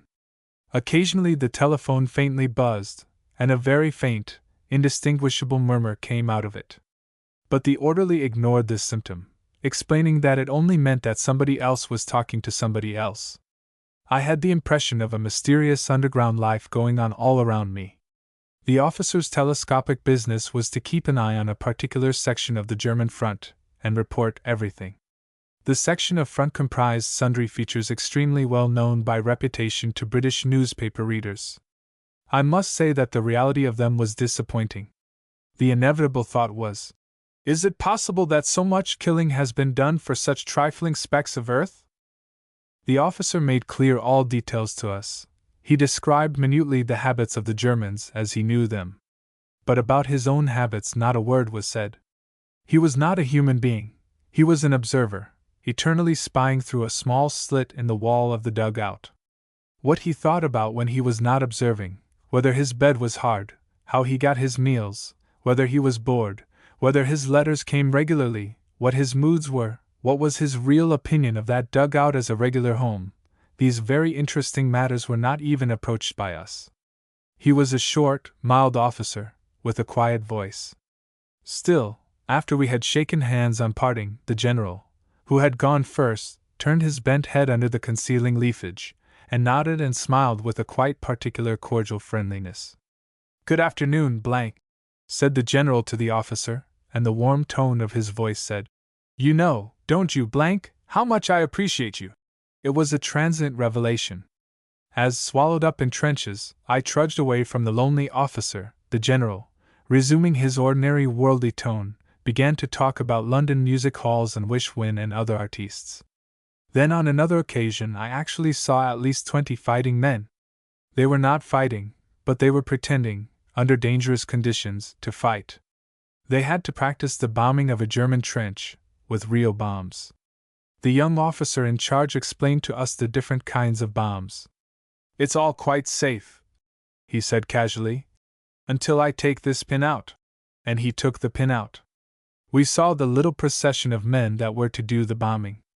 We saw the trench, with its traverses, and we were shown just how it would be bombed, traverse by traverse. We saw also a crater, which was to be bombed and stormed. And that was about all we did see. The rest was chiefly hearing, because we had to take shelter behind such slight eminences as a piece of ordinary waste ground can offer. Common wayfarers were kept out of harm by sentries. We were instructed to duck. We ducked. Bang! Bang! Bang! Bang! Bang! Bang! Then the mosquito-like whine of bits of projectile above our heads. Then we ventured to look over, and amid wisps of smoke the bombers were rushing a traverse. Strange to say, none of them was killed, or even wounded. On still another occasion I saw a whole brigade, 5,000 or 6,000 men, with their first-line transport, and 2 generals with implacable eyes watching them for faults. It was a fine, very picturesque display of imperial militancy, but too marvelously spick and span to produce any illusion of war. So far as I was concerned, its chief use was to furnish a real conception of numbers. I calculated that if the whole British Army passed before my eyes at the same brisk rate as that solitary and splendid brigade, I should have to stare at it night and day for about 3 weeks, without surcease for meals. This calculation only increased my astonishment at the obstinate indiscoverability of the army. Once I did get the sensation of fighting men existing in bulk. It was at the baths of a new division, the New Army. I will mention in passing that the real enthusiasm of generals concerning the qualities of the New Army was most moving and enheartening. The baths establishment was very British, much more British than any of those operating it perhaps imagined. Such a phenomenon could probably be seen on no other front. It had been contrived out of a fairly large factory. It was in charge of a quite young subaltern, no doubt anxious to go and fight, but condemned indefinitely to the functions of baths-keeper. In addition to being a baths-keeper, this young subaltern was a laundry manager, for when bathing the soldiers left their underclothing and took fresh. The laundry was very large. It employed numerous local women and girls at 4 francs a day. It had huge hot drying rooms where the women and girls moved as though the temperature was 60 degrees instead of being over 100. All these women and girls were beautiful, all had charm, all were more or less ravishing, simply because for days we had been living in a harsh masculine world, a world of motor lorries, razors, trousers, hobnailed boots, maps, discipline, pure reason, and excessively few mirrors. An interesting item of the laundry was a glass-covered museum of lousy shirts, product of prolonged trench life in the earlier part of the war, and held by experts to surpass all records of the kind. The baths themselves were huge and simple, a series of gigantic steaming vats in which possibly a dozen men lathered themselves at once. Here was fighting humanity, you could see it in every gesture. The bathers, indeed, appeared to be more numerous than they in fact were. 250 could undress, bathe, and reclothe themselves in an hour, and 1,200 in a morning. Each man, of course, would be free to take as many unofficial baths, in tin receptacles and so on, as he could privately arrange for and as he felt inclined for. Companies of dirty men marching to the baths, and companies of conceitedly clean men marching from the baths, helped to strengthen the ever-growing suspicion that a great army must be hidden somewhere in the neighborhood. Nevertheless, I still saw not the ultimate destination of all those streams of supply which I have described. I had, however, noted a stream in the contrary direction, that is, westwards and southwards towards the Channel and England. You can first trace the beginnings of this stream under the sound of the guns, which you never see. A stretcher brought to a temporary shelter by men whose other profession is to play regimental music, a group of men bending over a form in the shelter, a glimpse of dressings and the appliances necessary for tying up an artery or some other absolutely urgent job. That shelter is called the aid post. From it the horizontal form goes to the advanced dressing station, where more attention is given to it, and thence to 3 the field ambulance proper, where the case is really diagnosed and provisionally classed. By this time motor ambulances have been much used, and the stream, which was a trickle at the aid post, has grown wider. The next point, 4, is the casualty clearing station. Casualty clearing stations are imposing affairs. Not until the horizontal form reaches them can an operation in the full sense of the word be performed upon it. The clearing station that I saw could accommodate 700 cases, and had held nearer 800. It was housed in an extensive public building. It employed 7 surgeons, and I forget how many dressers. It had an abdominal ward, where cases were kept until they could take solid food, and a head ward, and an officer's ward, immense stores, a Church of England chapel, and a shoot-down which mattresses with patients thereon could be slid in case of fire. Nearly 700 operations had been performed in it during the war. Nevertheless, as the young colonel in charge said to me, the function of a clearing station is to clear. We keep the majority of the cases only a few hours. Thence the horizontal forms pass into 5 ambulance trains. But besides ambulance trains there are ambulance barges, grand vessels flying the Union Jack and the Red Cross, with lifts, electric light, and an operating table. They are towed by a tug to the coast through convenient canals. You may catch the stream once more, and at its fullest in 6. The splendid hospitals at Boulogne. At Boulogne, the hospital laundry work is such that it has overpowered the town and has to be sent to England. But even at Boulogne, where the most solid architecture, expensively transformed, gives an air of utter permanency to the hospitals, the watchword is still to clear, to pass the cases on.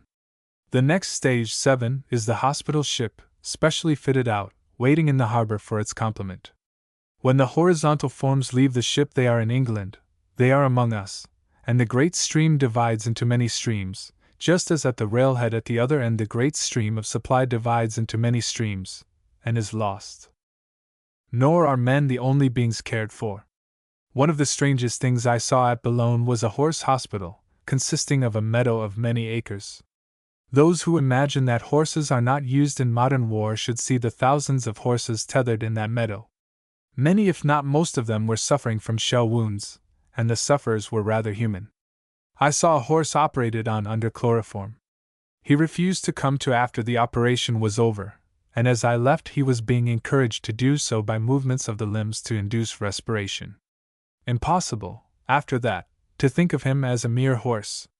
But before I left the British lines I did manage to glimpse the British Army, the mysterious sea into which fell and were swallowed up, and from which trickled the hundreds of small runlets of wounded that converged into the mighty stream of pain at Boulogne.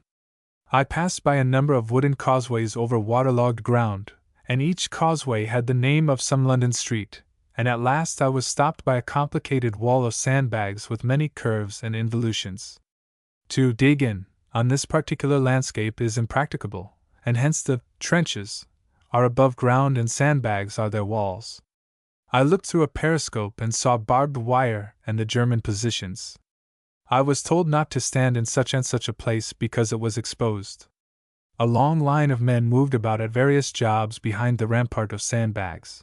They were cheerfully ready to shoot, but very few of them were actually in the posture of shooting. A little further behind, gay young men seemed to be preparing food. Here and there were little reposing places. A mere line, almost matching the sandbags in color. All the tremendous organization in the rear had been brought into being solely for the material sustenance, the direction, and the protection of this line. The guns roared solely in its aid. For this line existed the clearing stations and hospitals in France and in Britain. I dare say I saw about a quarter of a mile of it. The major in command of what I saw accompanied me some distance along the causeways into comparative safety.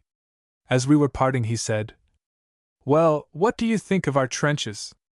In my preoccupied taciturnity I had failed to realize that, interesting as his trenches were to me, they must be far more interesting to him, and that they ought to have formed the subject of conversation. "Fine," I said, and I hope my monosyllabic sincerity satisfied him. We shook hands, and he turned silently away to the everlasting peril of his post. His retreating figure was rather pathetic to me. Looking at it, I understood for the first time what war in truth is. But I soon began to wonder anxiously whether our automobile would get safely past a certain exposed spot on the high road. 6. The unique city. When we drew near Ypres we met a civilian wagon laden with furniture of a lower middle-class house, and also with lengths of gilt picture frame molding. There was quite a lot of gilt in the wagon. A strong, warm wind was blowing, and the dust on the road and from the railway track was very unpleasant. The noise of artillery persisted. As a fact, the wagon was hurrying away with furniture and picture frame moldings under fire. Several times we were told not to linger here and not to linger there, and the automobiles, emptied of us, received very precise instructions where to hide during our absence. We saw a place where a shell had dropped onto waste ground at one side of the road, and thrown up a mass of earth and stones onto the roof of an asylum on the other side of the road. The building was unharmed, the well-paved surface of the road was perfect, it had received no hurt, but on the roof lay the earth and stones. Still, we had almost no feeling of danger. The chances were 1,000 to 1 that the picture frame maker would get safely away with his goods, and he did. But it seemed odd, to an absurdly sensitive, non-Teutonic mind it seemed somehow to lack justice, that the picture framer, after having been ruined, must risk his life in order to snatch from the catastrophe the debris of his career. Further on, within the city itself, but near the edge of it, two men were removing uninjured planks from the upper floor of a house. The planks were all there was in the house to salve. I saw no other attempt to make the best of a bad job, and, after I had inspected the bad job, these two attempts appeared heroic to the point of mere folly. I had not been in Ypres for nearly 20 years, and when I was last there the work of restoring the historic buildings of the city was not started. These restorations, especially to the Cloth Hall and the Cathedral of St. Martin, were just about finished in time for the opening of hostilities, and they give yet another proof of the German contention that Belgium, in conspiracy with Britain, had deliberately prepared for the war, and indeed, wanted it. The Grande Place was quite recognizable. It is among the largest public squares in Europe, and one of the very few into which you could put a medium-sized Atlantic liner. There is no square in London or, I think, New York into which you could put a 10,000-ton boat. A 15,000-ton affair, such as even the Arabic, could be arranged diagonally in the Grande Place at Ypres. This Grande Place has seen history. In the middle of the 13th century, whence its chief edifices date, it was the center of one of the largest and busiest towns in Europe, and a population of 200,000 weavers was apt to be uproarious in it. Within 3 centuries, a lack of comprehension of home politics and the simple brigandage of foreign politics had reduced Ypres to a population of 5,000. In the 17th century, Ypres fell 4 times. At the beginning of the 19th century, it ceased to be a bishopric. In the middle of the 19th century, it ceased to be fortified, and in the second decade of the 20th century, it ceased to be inhabited. Possessing 200,000 inhabitants in the 13th century, 5,000 inhabitants in the 16th century, 17,400 inhabitants at the end of the 19th century, it now possesses 0 inhabitants. It is uninhabited. It cannot be inhabited. Scarcely 2 months before I saw it, the city, I was told, had been full of life. In the long period of calm which followed the bombardment of the railway station quarter in November 1914, the inhabitants had taken courage, and many of those who had fled from the first shells had sidled back again with the most absurd hope in their hearts. As late as the 3rd week in April, the Grande Place was the regular scene of commerce, and on market days it was dotted with stalls upon which were offered for sale such frivolous things as postcards displaying the damage done to the railway station quarter. Then came the major bombardment, which is not yet over.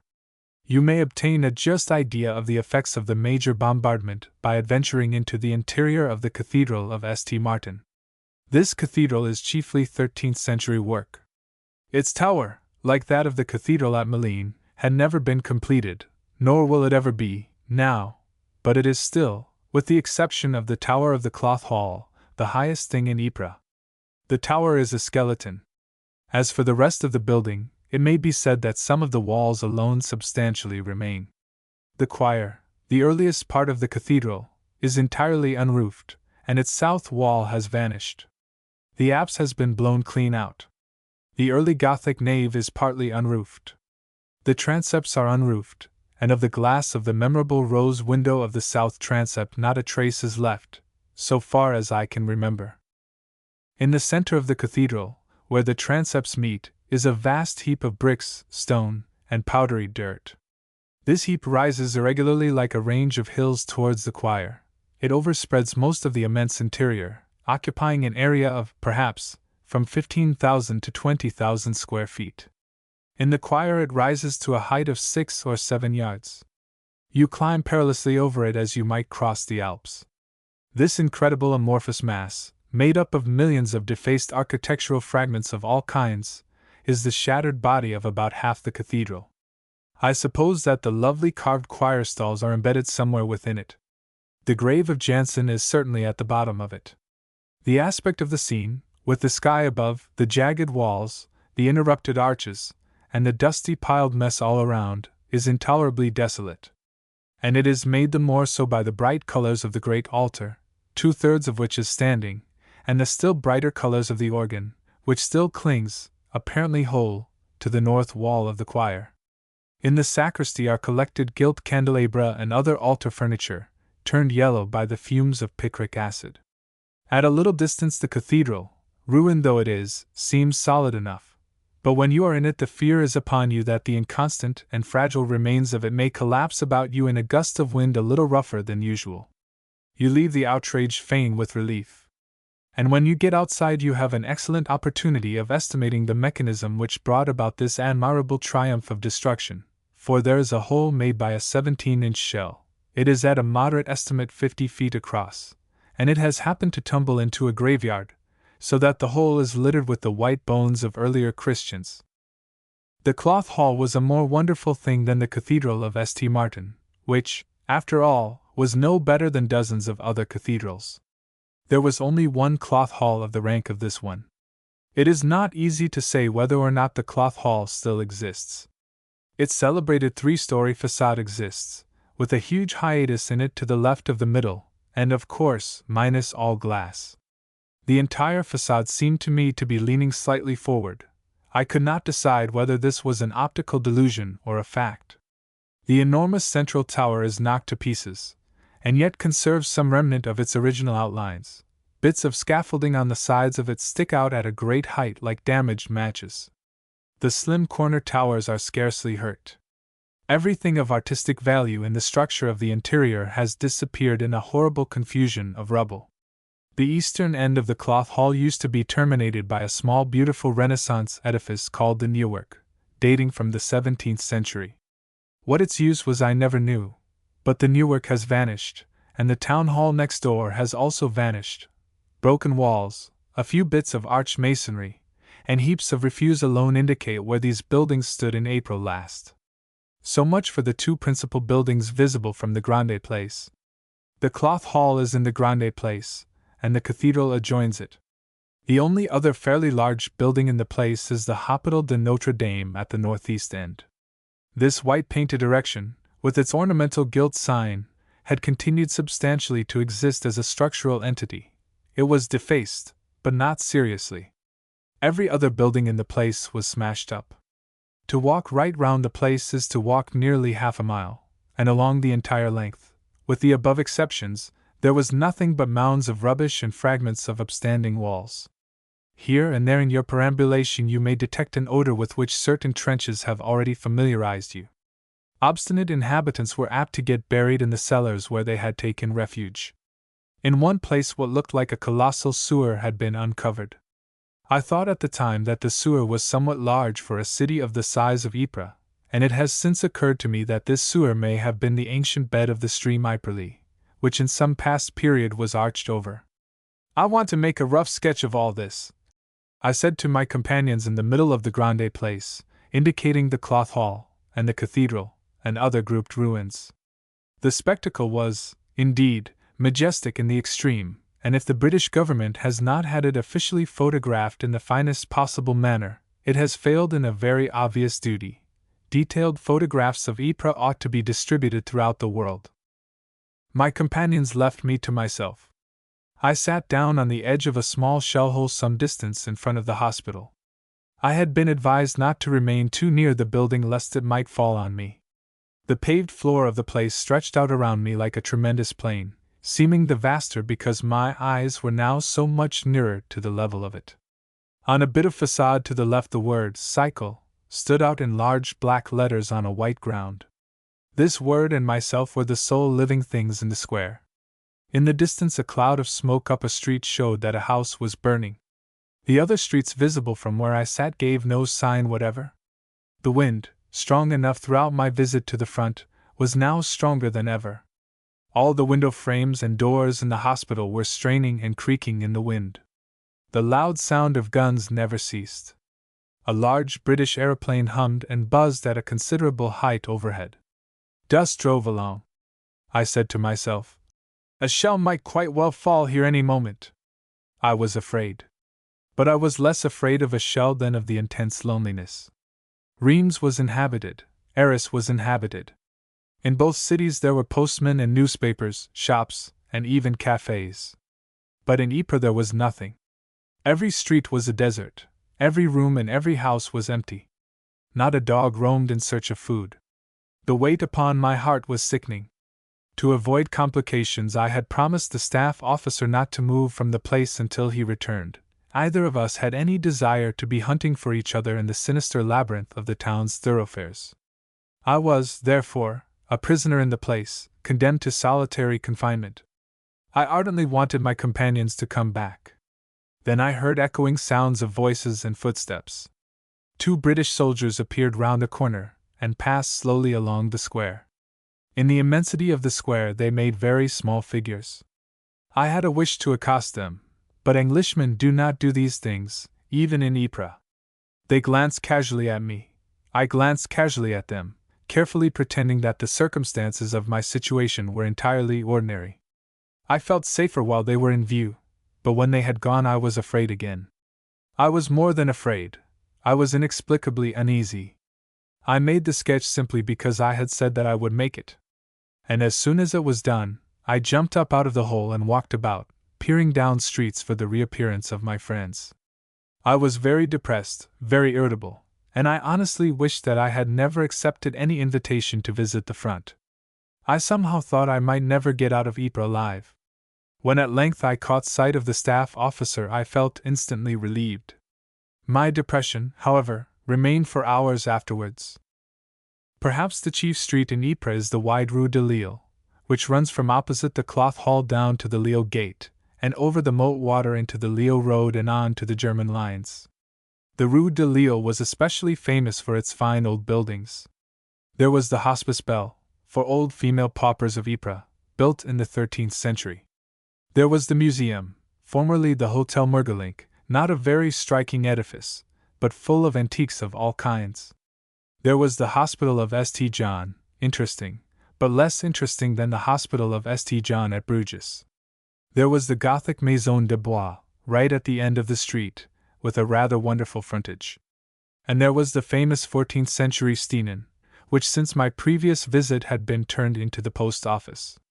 With the exception of this last building, the whole of the Rue de Lille, if my memory is right, lay in ruins. The shattered post office was splendidly upright, and in appearance entire, but for all I know, its interior may have been destroyed by a shell through the roof. Only the acacia trees flourished, and the flies, and the weeds between the stones of the paving. The wind took up the dust from the rubbish heaps which had been houses and wreathed it against what bits of walls still maintained the perpendicular. Here, too, was the unforgettable odor, rising through the interstices of the smashed masonry which hid subterranean chambers. We turned into a side street of small houses, probably the homes of lace makers. The street was too humble to be a mark for the guns of the Germans, who, no doubt, trained their artillery by the aid of a very large-scale municipal map on which every building was separately indicated. It would seem impossible that a map of less than a foot to a mile could enable them to produce such wonderful results of carefully wanton destruction. And the assumption must be that the map was obtained from the local authorities by some agent masquerading as a citizen. I heard, indeed, that known citizens of all the chief towns returned to their towns or to the vicinity thereof in the uniform and with the pleasing manners of German warriors. The organization for doing good to Belgium against Belgium's will was an incomparable piece of chicane and pure rascality. Strange, Belgians were long ago convinced that the visitation was inevitably coming, and had fallen into the habit of discussing it placidly over their beer at nights. To return to the side street. So far as one could see, it had not received a dent, not a scratch.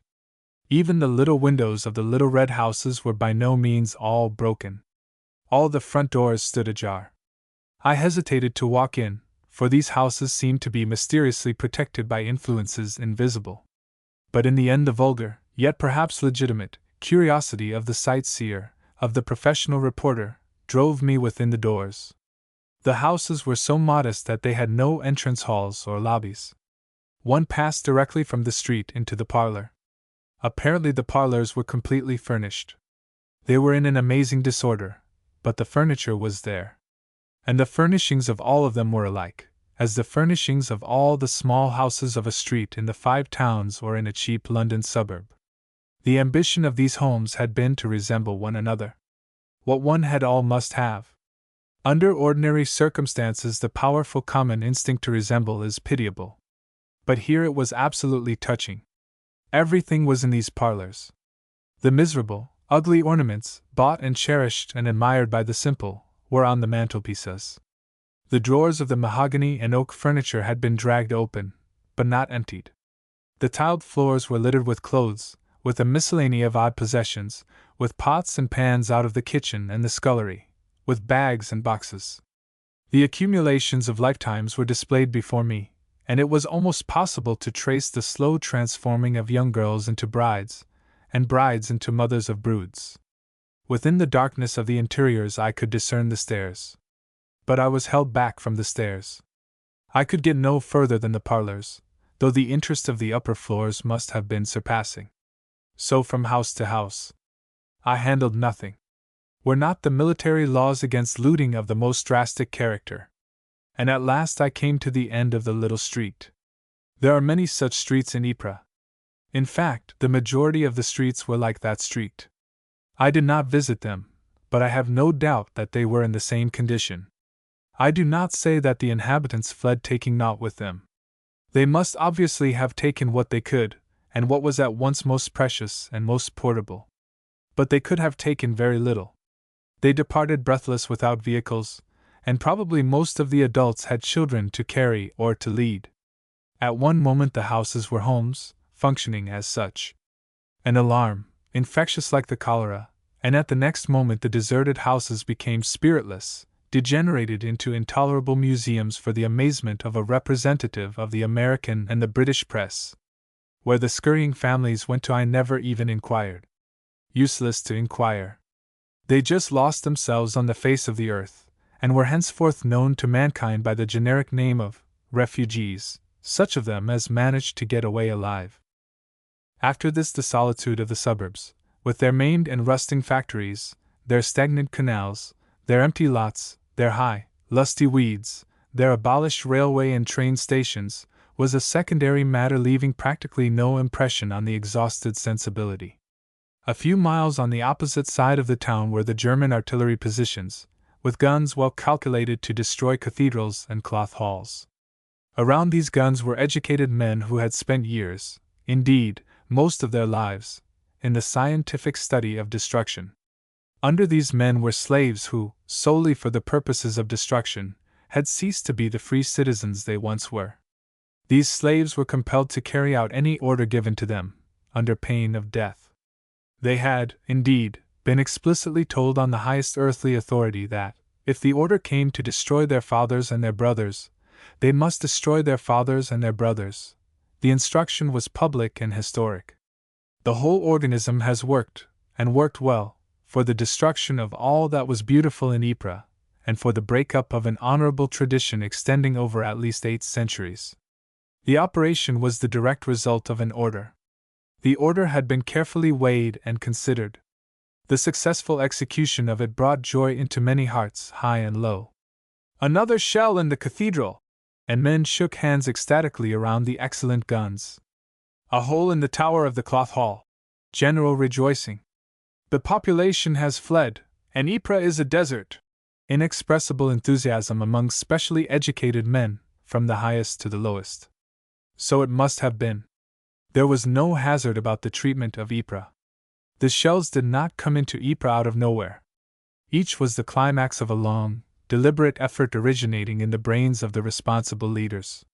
One is apt to forget all this. But, you say, this is war, after all.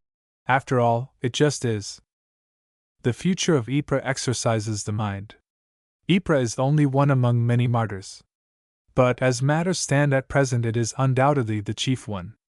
In proportion to their size, scores of villages have suffered as much as Ypres, and some have suffered more. But no city of its mercantile, historical, and artistic importance has, up to now, suffered in the same degree as Ypres. Ypres is entitled to rank as the very symbol of the German achievement in Belgium. It stood upon the path to Calais, but that was not its crime. Even if German guns had not left one brick upon another in Ypres, the path to Calais would not thereby have been made any easier for the well-shod feet of the apostles of might, for Ypres never served as a military stronghold and could not possibly have so served, and had the Germans known how to beat the British army in front of Ypres, they could have marched through the city as easily as a hyena through a rice crop. The crime of Ypres was that it lay handy for the extreme irritation of an army which, with 3 times the men and 3 times the guns, and 30 times the vainglorious conceit, could not shift the trifling force opposed to it last autumn. Quite naturally the boasters were enraged. In the end, something had to give way. And the cathedral and cloth hall and other defenseless splendors of Ypres gave way, not the trenches. The yearners after Calais did themselves no good by exterminating fine architecture and breaking up innocent homes, but they did experience the relief of smashing something. Therein lies the psychology of the affair of Ypres, and the reason why the Ypres of history has come to a sudden close.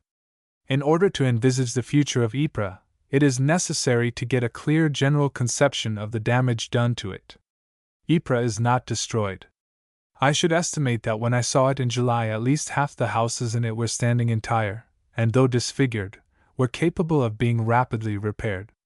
Thousands of the humble of Ypres could return to their dwellings and resume home life there with little trouble, provided that the economic situation was fairly favorable, and of course, sooner or later the economic situation is bound to be favorable, for the simple reason that it must ultimately depend upon the exertions of a people renowned throughout the world for hard and continuous industry.